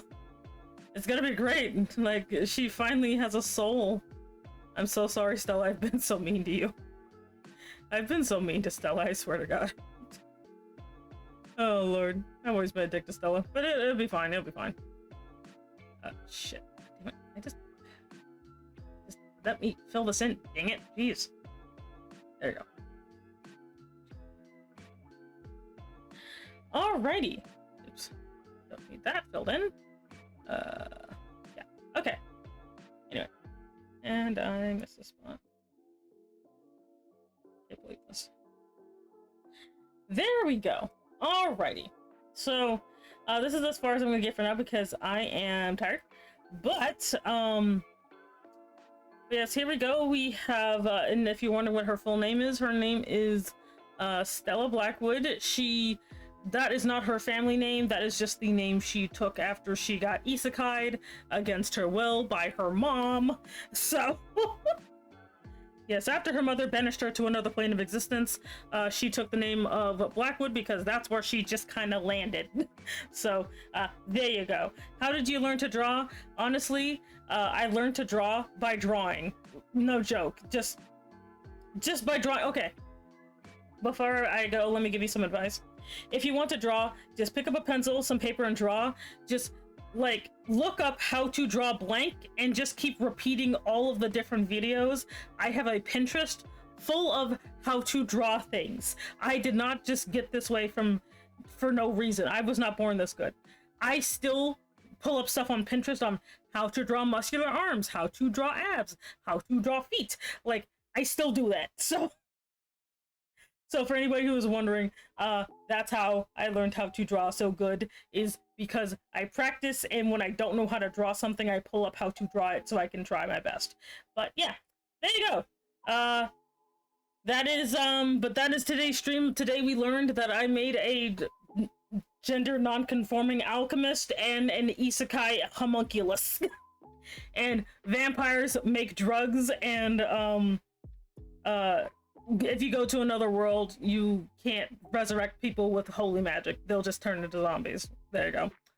Let's see, who am I rating today?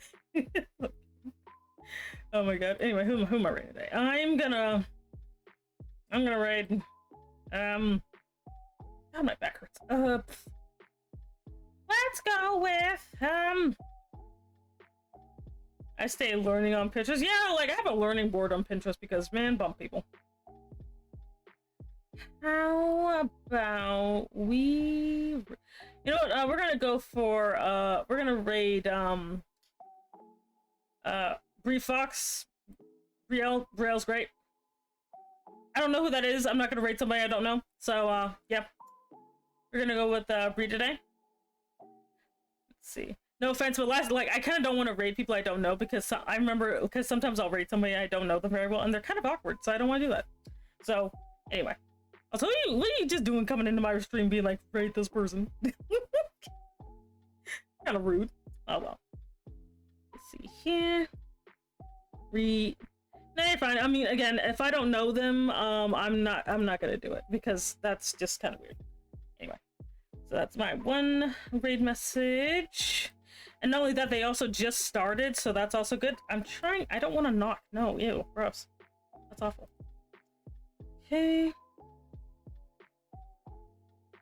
Alright, and then my other raid message for those who are not following, but that's okay. Or not subscribbled, I mean. Here you go. Oh. Well, they only have, like, follower chat, apparently. It'll be fine! Anyway. But still, thank you so much, everybody, for stopping by. Thank you very much for listening to me yap about OCs, lore, and other random crap. If you want to know about the updates for Catboy Cafe, I will be making updates to those. There is a Twitter for it. I have to find it, but there's a Twitter for Catboy Cafe that will be slowly coming back to life. Thank you so much for staying out with me today. Be good, behave, and don't be a menace. I love you all. Bye-bye, and have a wonderful time. If you're on YouTube watching the VOD, like and subscribe, I guess. Okay, bye. Love you. Okay. Let's go. Come on.